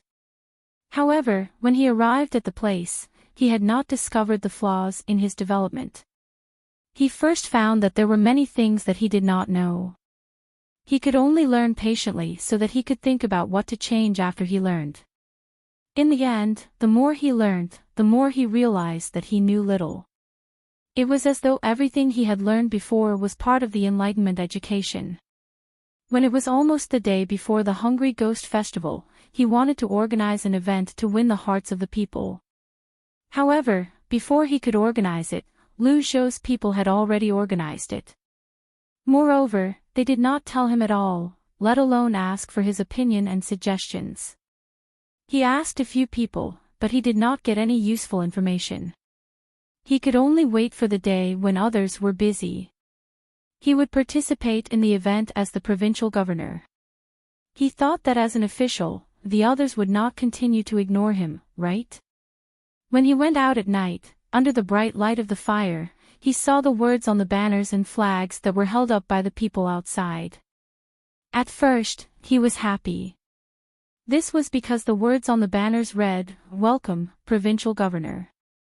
"Greetings, Provincial Governor." "We miss you, Provincial Governor."